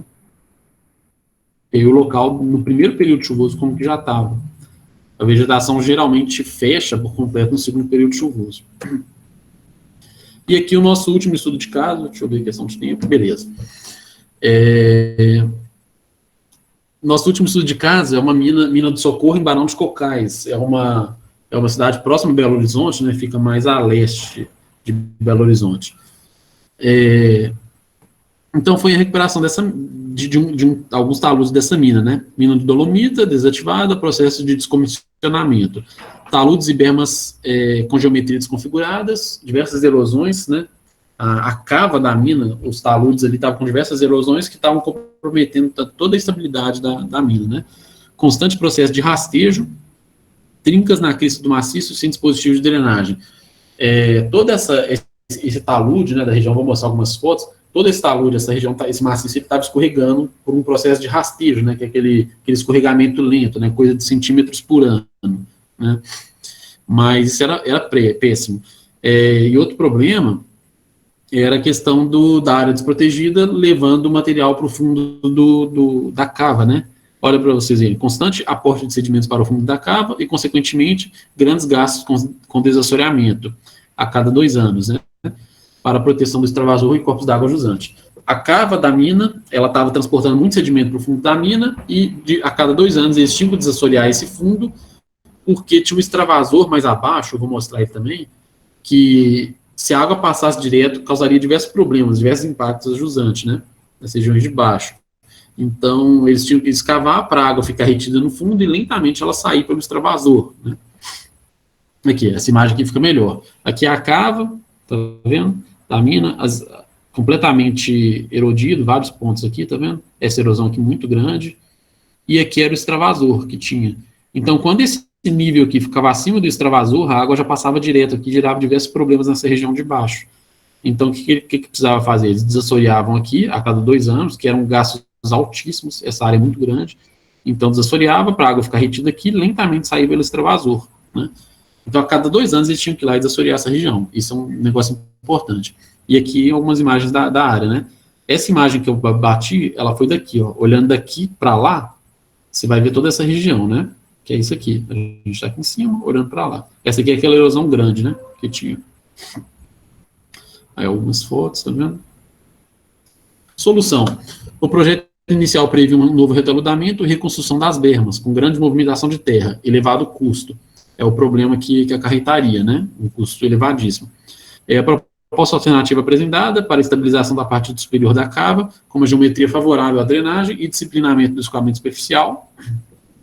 Então, a gente apresentou uma proposta alternativa com técnicas de bioengenharia e drenagem, fazendo com que a gente resolvesse o problema da água e revegetasse toda a região, né?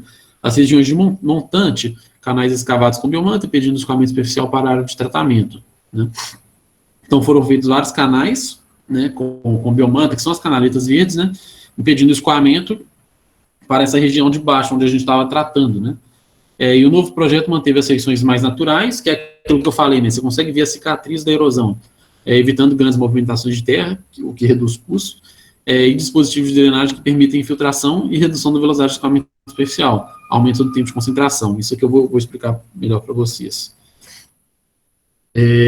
Aqui algumas imagens, tá vendo? Já iniciando. As técnicas tradicionais, agora vocês já estão mais familiarizados, né, com as técnicas. As biomantas, os retentores de sedimentos aqui, para vocês terem noção de escala, tem uma pessoa aqui, tá vendo? Algumas imagens. Olha que interessante.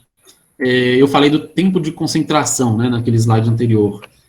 Mais uma coisa da hidráulica. Na verdade, é mais da hidrologia, né, de quando você estuda a parte antes da hidráulica. Tempo de concentração, só para lembrar vocês, que vocês devem ter visto isso, talvez vocês até lembrem disso, mas tempo de concentração é quando você analisa uma bacia, né, hidrográfica, você tem o ponto mais alto, onde uma gota de chuva cai, essa gotinha de chuva cai no ponto mais alto, quanto tempo que ela gasta para chegar no ponto mais baixo, né? Esse é o tempo de concentração. O que esse tempo de concentração traz para a gente? É o tempo que toda a bacia vai estar contribuindo para aquele ponto que você está estudando, que no caso é o ponto mais baixo. Então, é analisado o ponto mais alto, o tempo que essa gota do ponto mais alto gasta para chegar, porque quando ela chega lá embaixo, toda a bacia já está contribuindo. Lembraram disso, né? Eu acredito que todo mundo tenha visto isso. Mas por que eu falei de tempo de concentração aqui? Com as técnicas de bioengenharia, a gente trabalhou com aumento desse tempo de concentração, né? Com microbacias, analisando microbacias, a gente fez diversas técnicas, tanto com retentores de sedimento quanto com valas, tá vendo?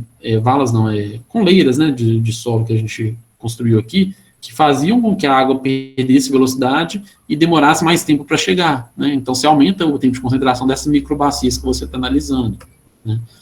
Olha que interessante essa bacia aqui, essa microbacia. A água que cai aqui, ela chegava aqui, parava no primeiro dissipador de energia. Caía aqui, quando enchia, ela desviava e descia para cá, parava no próximo. Enchia, desviava, passava para cá. Com isso, digamos que você brincava com a água, fazendo com que ela demorasse muito mais tempo para chegar lá embaixo. Demorando muito mais tempo para chegar lá embaixo, você consegue trabalhar até com seção menor de dispositivos de drenagem, né? Então, é basicamente isso. A solução girou em torno disso, né? É um pouco da essência da bioengenharia, né? Porque a bioengenharia, ela faz isso, ela gera esse aumento, né, do tempo de concentração dessa região que você está analisando. Aí os dispositivos de drenagem, né? As canaletas chegavam no canal em gabião manta, né? Esse aqui é um gabião manta, descendo até lá embaixo. E aqui ela vertia sobre pedra, né? Lá embaixo já tinha rocha, então ela já caía nas pedras, aí não tinha mais problema. Tá vendo? Essa região lá embaixo era rocha. E aí uma imagem, o extravasor, ele foi até reconstruído, a gente executou essa parte, e esse aqui que era a região que era desassoreada. E olha os ganhos que a gente trouxe com isso daqui. Eu tenho um slide aqui que apresenta tudo. Resultados finais dessa obra. Aporte de sedimento para o interior da cava foi reduzido significativamente. Então, a quantidade de sedimento que chegava no fundo da cava foi reduzida. Economia com redução da frequência de desassoreamento de 2 para 8 anos aproximadamente. Vocês lembram que eu falei que a cada 2 anos eles tinham que desassorear o fundo dessa cava, né, dessa mina. A cada 2 anos passou para 8 anos. Então, eles têm uma economia muito grande, fazendo isso de 8 em 8 anos agora. E em poucos anos, a economia gerada pagou o custo do projeto. Foi em torno de 10% do projeto inicial. O projeto inicial que eles tinham de retaludamento, algo gigantesco, mexer em tudo, esse projeto custou em torno de 10% por causa das técnicas de bioengenharia, não teve essa movimentação de terra gigantesca, e em poucos anos, por questões do desassoreamento, se pagou o custo do projeto como um todo, né?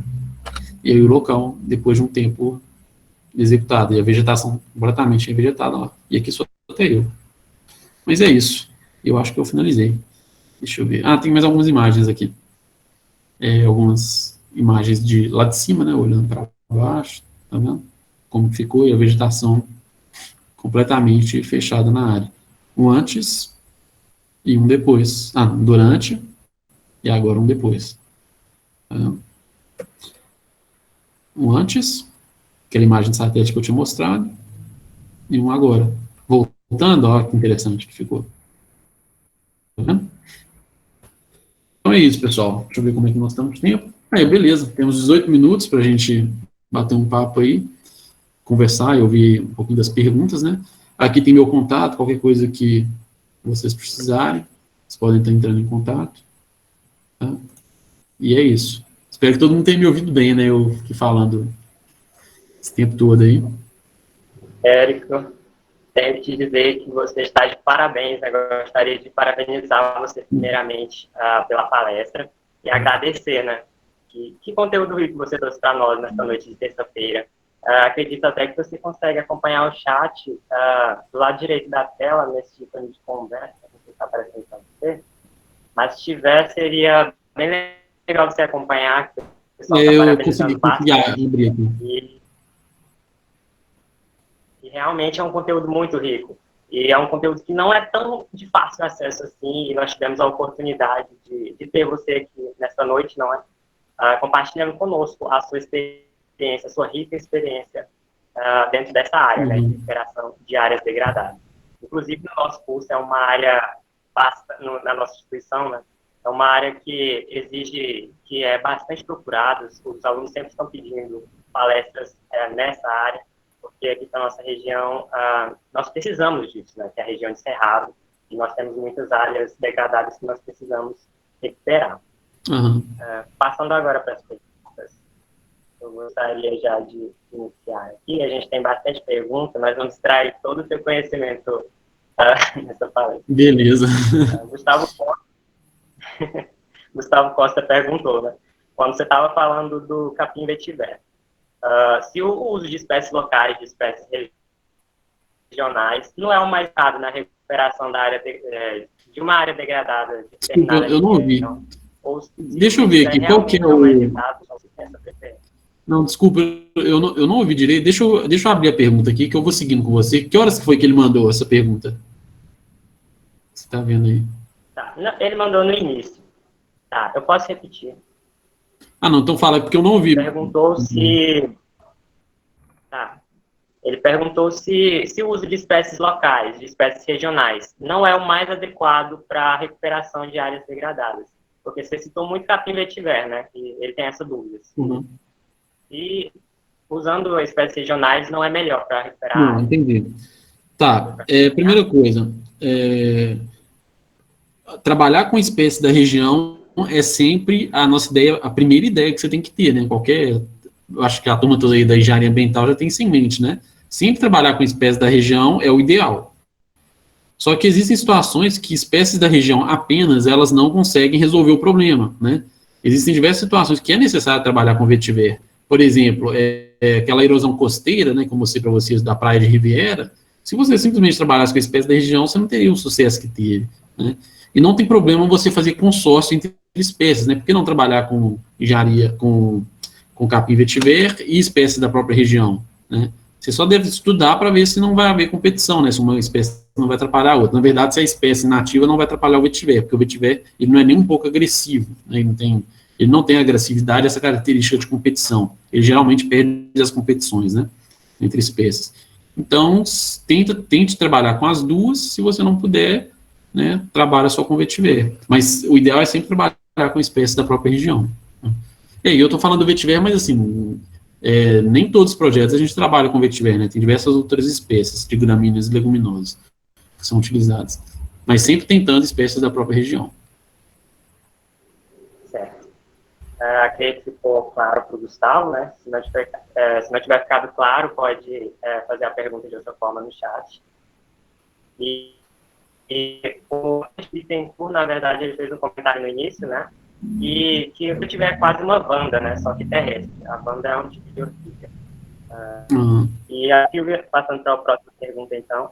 A Silvia Souza, ela perguntou, né, se existem espécies com características aproximadas do vetiver, mas que sejam nativas da bacia amazônica. Você sabe que existem, as que vocês trabalham. Não, eu não conheço. Eu não conheço. O vetiver ele tem um conjunto de características que você não vai encontrar em outra espécie.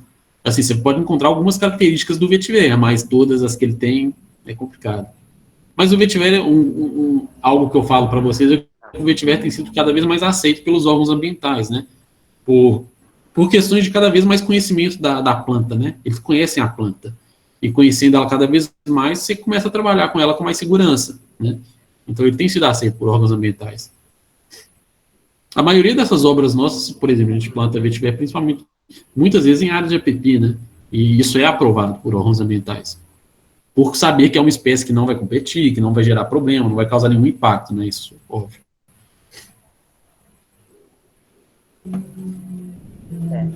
A outra pergunta vem praticamente na mesma linha, só que sobre o tipo de solo. Se tem algum tipo de solo específico para o plantio do vetiver, ou se não tiver um solo específico, se ele ter uma boa eficiência em solos, por que ele não é empregado nas encostas do Rio de Janeiro, nas áreas mais íngremes? Rapidinho, primeira coisa, a questão das encostas do Rio de Janeiro, eu acredito que ela esteja falando desses escorregamentos que teve, de coisas de até pessoas morrerem, esse tipo de situação, né? Situações bem críticas. O vetiver, ele é uma planta, né? Ela exige um tempo para conseguir desenvolver, e quando ela desenvolve, supondo que atinja 2 metros de profundidade de raiz, ela vai gerar uma proteção só nesses 2 metros. Você não tem, assim, proteção a cunhas de ruptura, por exemplo, com 3 metros de profundidade, né? Então, existem diversos estudos que analisam a estabilidade de taludes com vetiver, mas trabalhando na faixa que a raiz atinge, né? O que é algo um pouco variável. Então, assim, para essas situações mais críticas de escorregamento, realmente são técnicas de contenção, não tem como fugir disso, né? Uma planta não vai substituir uma técnica de contenção tradicional, né? Mas a questão de solos, né, que são utilizados, o vetiver ele desenvolve melhor em solos mais arenosos, né? Porque solos argilosos, por exemplo, os extremos, né, areia e argila, solos argilosos, eles têm uma coesão muito grande, então qualquer planta tem mais dificuldade de desenvolver e as raízes crescerem, né, nesses solos argilosos. Então, ele desenvolve em qualquer solo, mas preferencialmente ele desenvolve melhor em solos arenosos, né? A resposta é essa. Desenvolve melhor e mais rápido, né? Quem fez a pergunta foi a Ingrid Carolina, eu acho que ela tinha citado aí. A próxima pergunta é da Nájila Gonçalves. Ela perguntou como é a adaptação do capim vetiver para os diferentes tipos de solo brasileiros e os biomas. Acho que está um pouco na sua resposta anterior. É um pouco disso. Ele se adapta muito bem, mas ele desenvolve melhor em solos mais arenosos, menos coesos, né? Se não tiver ficado claro para alguém, pode repetir a pergunta, não se preocupe com o tempo. O Abner perguntou, quais as espécies de gramíneas ou espécies arbustivas são nativas do cerrado que são mais utilizadas para a recuperação de áreas degradadas em processos erosivos ou em taludes? Está falando das espécies nativas? Nossa, eu para falar isso assim de cabeça é muito difícil. Pode me mandar esse tipo de pergunta no e-mail, que aí eu analiso com o pessoal e peço para montar até talvez um mix de sementes, né, que é utilizado. Tem o meu e-mail, né, na apresentação aí, vocês podem estar mandando. Aí eu respondo, porque de cabeça é complicado, tem espécies demais. É verdade. Tem uma pergunta semelhante sobre isso, mas não sei correr aqui das perguntas, mas vamos falar. O próximo que perguntou foi o Jefferson Pedrosa. Ele falou, caso seja preciso remover o vetiver, né, da área que foi aplicado, que processo é utilizado para que ele não volte a crescer? E como você falou, né, as raízes são muito profundas. né? Eu nunca ouvi nenhum caso de necessidade de retirar o vetiver, mas... mas se precisar de retirar, é só arrancar a muda, ela é uma touceira, né? Você vai ter que arrancar essa muda apenas. Mas como ela é uma touceira, não tem perigo assim dela continuar crescendo depois. Você arranca a touceira com essa parte da raiz dela, acabou, entendeu? Tá resolvido. Mas assim, eu não vejo muito por que arrancar o vetiver depois de plantado, né? Não tem muito porquê. Eu só respondendo, complementando isso, eu na minha casa eu plantei uma vez o vetiver e eu arranquei ele por teste meu, né, para aquele arrancado. Eu não trabalhei, porque ele já estava com a raiz um pouco mais desenvolvida, foi difícil tirar ele. Mas eu cortei coisa eu acho que talvez uns 15 centímetros da raiz dele abaixo do solo e ele não desenvolveu mais. Então isso eu acho que responde um pouco. Mas assim, deu um pouco de trabalho arrancar. Mas assim, eu não vejo muito porquê, né, de arrancar o vetiver, sendo que ele depois que ele desenvolveu, que ele está fazendo a proteção máxima dele, entendeu? Isso é isso. Eu acredito que seria mais na linha de estética, né? Caso a pessoa queira aplicar alguma outra coisa, né? Mas, passando então para a próxima pergunta, a Silvia Souza perguntou quão agressivo é o vetiver, ou se o vetiver é agressivo. Isso eu já tinha falado, né? O vetiver, ele, na verdade, ele é muito pouco agressivo. Ele não compete com outras espécies. São outras espécies que competem com ele e acabam, assim, muitas vezes engolindo ele, dependendo das espécies que você utilizar. Por isso que tem que ser bem selecionado, né? Esse mix de sementes.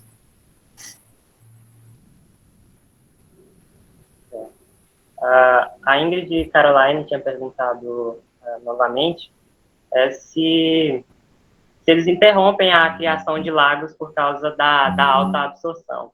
Aqui, eu não me recordo se era referente ao vetiver ou se era referente... Interrompem o quê? Se puder exemplificar, Ingrid. Eu não entendi a pergunta. Ela perguntou se eles interrompem a criação de lagos por causa da alta absorção. No caso, falta um pouco de contexto aqui. Criação de quê? Mas a gente passa para a próxima pergunta e qualquer coisa a gente volta aqui. Eu estou chegando aqui na pergunta dela. Eles interrompem a criação de lagos por causa da alta absorção? Eu não entendi. Faltou um pouco de contexto, mas a gente volta aqui se a Ingrid responder. Ô Ingrid, explica melhor depois essa pergunta. Ele perguntou se é necessário a elaboração de plantas topográficas antes de tudo. No caso da execução das técnicas, né? Se antes de executar na área é preciso elaborar a planta topográfica. Na verdade, planta topográfica, que eu acredito, deve ser levantamento topográfico, né? Que está querendo dizer. Levantamento topográfico, na verdade, é necessário para projeto, né? Para elaborar o projeto. Agora, se não tiver projeto, for execução direta, né? Que geralmente áreas mais simples não precisam de projeto, então não precisa. Mas para projeto, você não consegue fazer nenhum projeto de controle de erosão sem uma topografia, né?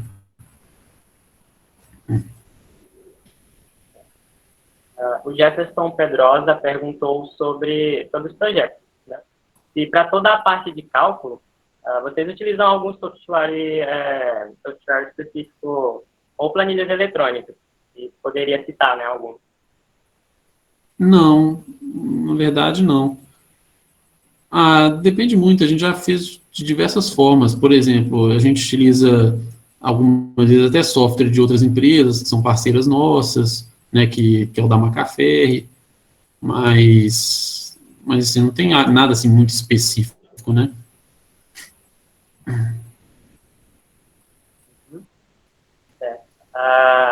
A Marliana perguntou qual foi o custo da obra de Cumbiara, no Goiás, que foi uma obra bem grande, né? Uma pergunta. Nossa, eu não tenho nem ideia do valor dessa obra. É difícil, porque eu falar de custos é complicado, porque eu não tenho muito assim.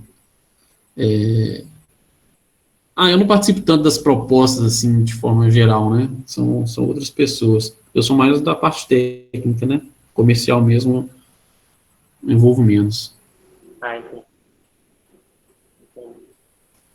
A Letícia Demétrio perguntou referente às praias, né, nos estudos de casos da erosão em praia. Que o tipo de técnica utilizado no caso de Lourenço, das praias, para proteger os coqueiros, ele pode ser utilizado em casos de preservação de praias que sofrem com altos ventos, com ventos de alta energia de onda. Porque os ventos de alta energia de onda, né, acabam promovendo o arrasto dos sedimentos e diminuem a faixa de areia das praias. Ela está perguntando se pode ser usada aquela mesma técnica nesse caso. Ela deve estar falando tipo movimentação de dunas, né? Que acontece. Eu acredito que seja isso. Erosão eólica, né? O vetiver, ele é muito utilizado para controle de erosão eólica também. Ele é plantado, digamos que se planta as barreiras de forma, em vez de plantar apenas em nível, você planta ela fazendo uma malha, né? Para o solo nos dois sentidos, porque o vento nunca bate apenas num sentido, né? Existem algumas variações e tudo, então o ideal é plantar ele em malha. Mas eu vou indicar um site para ela dar uma pesquisada depois, que ela vai encontrar bastante coisa sobre o vetiver e estudos que já fizeram em cima disso. Que é um site que chama vetiver.org, né? E você vai encontrar diversos artigos, coisas desse tipo, com estudos que eles fizeram para controle, por exemplo, de dunas, né?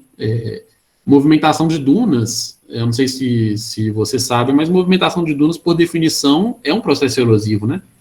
Que é retirada, transporte e disposição da areia, né? Então a duna está movimentando, ela está sendo transportada. Existem diversos trabalhos que já foram feitos com o vetiver para controle de duna, né? Então eu indico para dar uma pesquisada melhor sobre isso, mas sim, essa técnica ajustada e adaptada consegue sim trabalhar e resolver esse tipo de problema.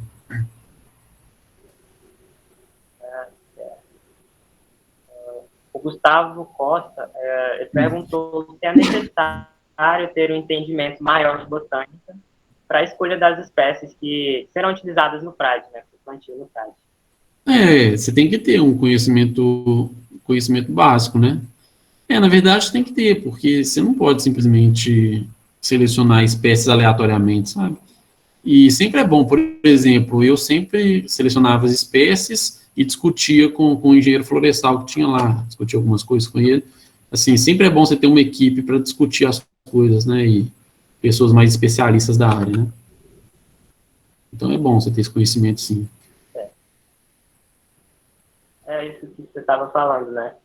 Que é importante até porque são muitos nomes empregados, né? As espécies empregadas, então é sempre bom ter um conhecimento a mais. Uhum. E o Itamar Júnior, ele fez a pergunta se você indicaria a braquiária em substituição ao vetiver em alguns casos. Na verdade, a braquiária, ela é uma espécie que é uma gramínea leguminosa que é usada tradicionalmente, né? O vetiver, ele na verdade, ele que substituiria a braquiária para ter um ganho a mais, né? A braquiária é uma espécie simples, né, de pasto, e muito agressiva, né? Então, assim, a gente, na verdade, nem gosta muito de trabalhar com braquiária, porque ela sempre vira um problema, todo lugar que você coloca. Então, assim, a gente evita. Mas o vetiver, na verdade, a braquiária não substitui o vetiver, porque o vetiver, ele tem diversas qualidades, né, características muito melhores que a braquiária. O Albert Bittencourt fez uma pergunta anterior, que é quão fácil é adquirir o vetiver e as mantas aqui no Brasil, empregadas nas técnicas que você ilustrou. Uai, só me mandar um e-mail que a gente manda a proposta lá para vocês e pronto. Assim, só pesquisar na internet, vocês vão achar tem muita empresa que vende esses produtos. O vetiver menos, né? O vetiver a gente é referência por ter uma produção muito grande, né? Mas tem muita empresa que fornece. Mas pega o meu contato aí e me manda, que aí eu peço o pessoal para enviar a proposta, a gente trabalha junto aí.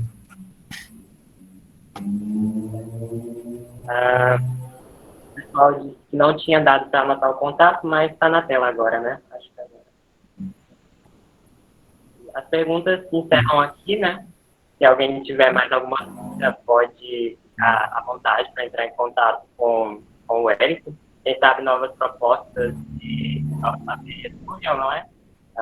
Novas propostas, novos pedidos na empresa até mesmo, novos projetos surgem nessa palestra. Então, tenha à vontade para entrar com ele. E, novamente, eu gostaria de agradecer ao Érico, né, pela simpatia e pela disponibilidade de estar compartilhando conosco esse conteúdo, que, como eu disse, é um conteúdo bastante requisitado, né, na nossa área ambiental, principalmente pelos acadêmicos. As pessoas já estão nessa área, estão acompanhando, mas existem também acadêmicos que estão procurando uma área para seguir, né, e acredito que com a palestra do Érico hoje estão bastante entusiasmados para seguir essa área. A engenharia ambiental é maravilhosa, a gente tem que agarrar firme aí e fazer ela se tornar mais importante, né? Ela ainda é pouco importante no Brasil. Pouco valorizada, na verdade. Importante ela já é. Então, Érico, gostaria de agradecer a sua participação, também a participação de todos os inscritos. Nós tivemos inscritos de 24 estados do Brasil, né, bastante gente. E é muito, como eu posso dizer, é muito gratificante, né, você receber esse feedback de todos esses estados, todas essas pessoas querendo aprender mais sobre a recuperação de áreas degradadas e prestigiar o trabalho de um profissional como ele, né? Já, como vocês viram, já está com bastante experiência na área e tem muito a oferecer, né? Então, gostaria de agradecer a participação de todos vocês, aos nossos apoiadores e principalmente ao nosso palestrante, né?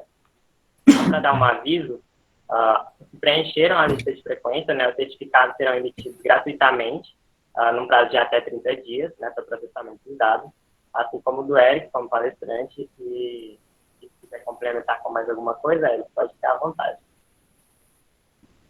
Não, é isso, pessoal. Eu queria agradecer também a participação de todo mundo. Eu espero que tenha sido algo proveitoso, né, para todo mundo.